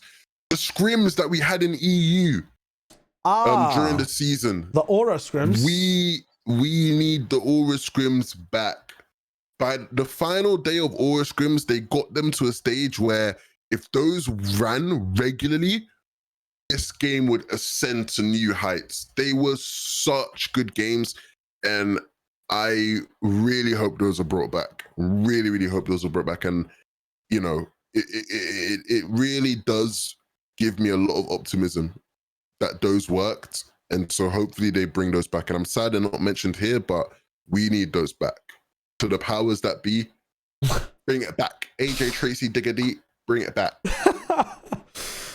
No, aura scrims definitely to come through the EU. Hey, if NA is dying as a region epic, give us some scrims too, man. You know how it goes. Toss in some Laura scrims or something our way. Laura Croft, I don't even know. But yeah, the rest of the stuff mentioned, there's a console cup also happening. Hope they, you know, just keep it the same way it happened as before. It was sick. We talked about it, I think 2 episodes ago. Talked about LANs. We talked about that earlier. And then they have more one-off tournaments, the typical Gamer Cup, stuff like that's going to happen too. Nothing too insane. 250k prize pool as well for console. It's not changing. Haha. There's one thing, as we end the show 11, that we also need to bring back, right? For the conclusion, I think this is appropriate. It hasn't been in the game at all, but we live for it. 11 saying hashtag bring aura back. And as you guys tweet that out, also tweet out hashtag Fortnite African servers. We need them in our blood. Shout out my Fortnite African community. We just need them, man. We need them badly. We need them back. If you guys got this far, make sure in the comments you type in hashtag Fortnite Africa servers. Is this episode 18? Is it episode 19? God only knows. I don't know. That's been 11 2K and Shy Wager. We desperately need Balla back because it went off the rails today. It went off the rails, but I thought it was really good. I like going off road. Bahamas guy. I like going off road. I like going off road. All right, so yeah. Put your elbows in your hands, ring your wrists up a little bit, get some ball TW energy, and until next time, guys. Hashtag Fortnite Africa lives on. Wait, how do I end the show? Hold up. Don't talk. I don't think I've. Woo!